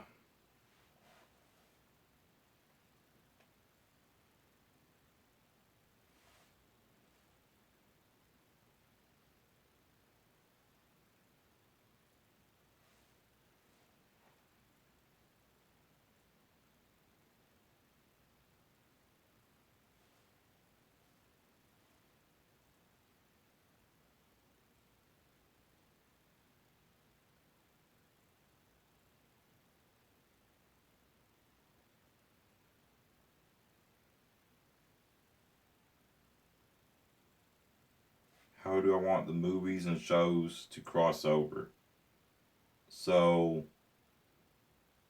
what do you mean? Because that could pertain to a lot of things like the Netflix shows crossing over to the movies or Agents of Shield or like, are you talking about like a specific show or like, yeah? Let me know what you're talking about specifically.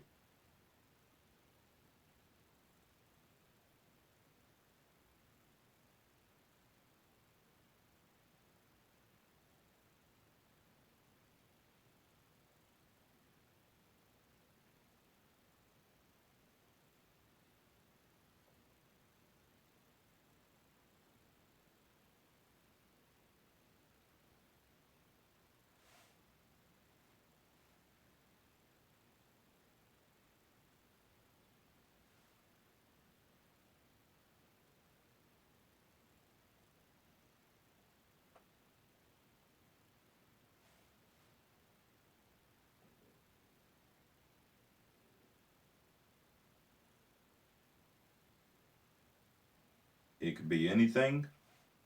Uh, well, personally, because we know that these all these movies and shows are connected, but we've never seen them physically connect. We've just heard connections through like dialogue, you know. So to be, I'd say maybe Spider Man and Daredevil meeting first. Because in the comics, like, that's big. And now that we have Spider Man in the MCU, maybe like Spider Man could be in the season of Daredevil, or like Daredevil could come in the movie. Because, I mean, Daredevil is like a major comic book character.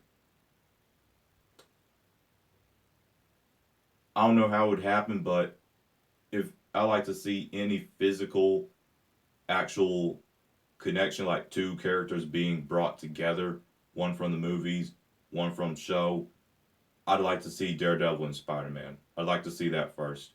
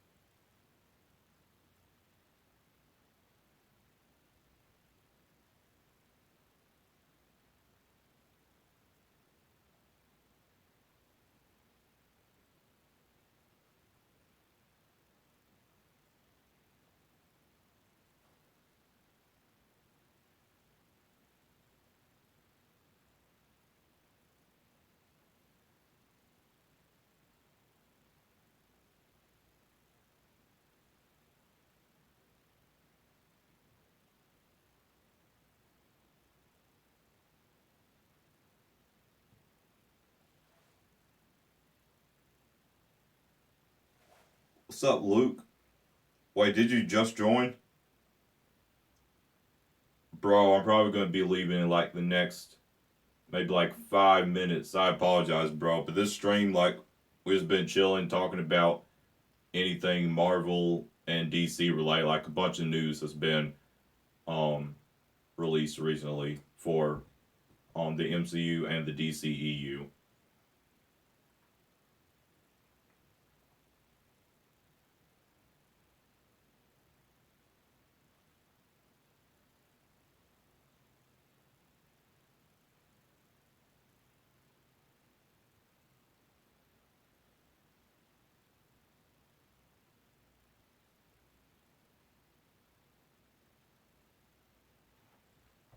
Well, I'm probably going to wrap this stream up.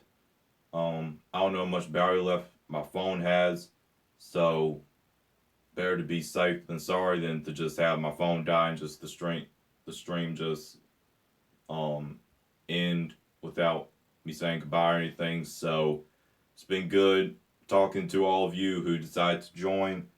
There's 8 people currently here now, so thank you to all of you who have joined. Thank you to all of you who have asked questions. And it's just been a good stream. Had a good time talking about Marvel and DC news and just anything else pertaining to it. So, yeah, thank you all for coming. And I will be streaming now that the summer's coming and I'll be out of school. I'll be able to stream a lot more. So, expect a lot more streams in the summer because I'll have a lot more, like, I'll have the full day. Like, nothing will be in my way. So, expect a lot more streams during the summer, okay?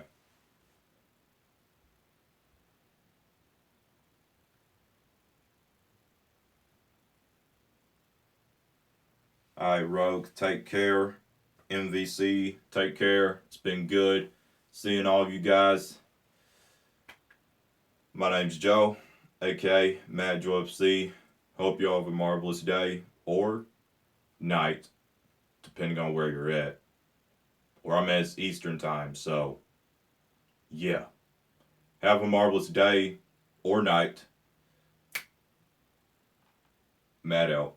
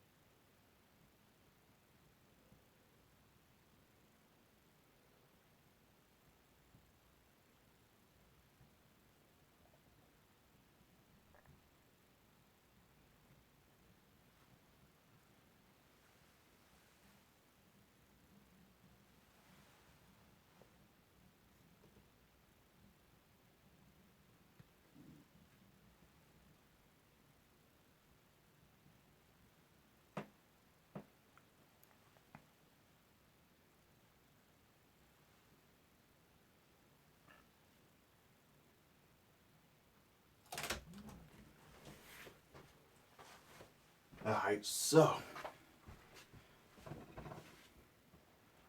Wait. Is the chat still going?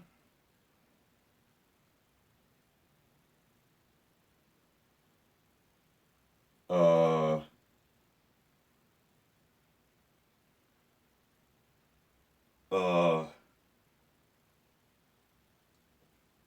I totally meant to do this. I did not forget to turn off the stream. And, I will see you all later.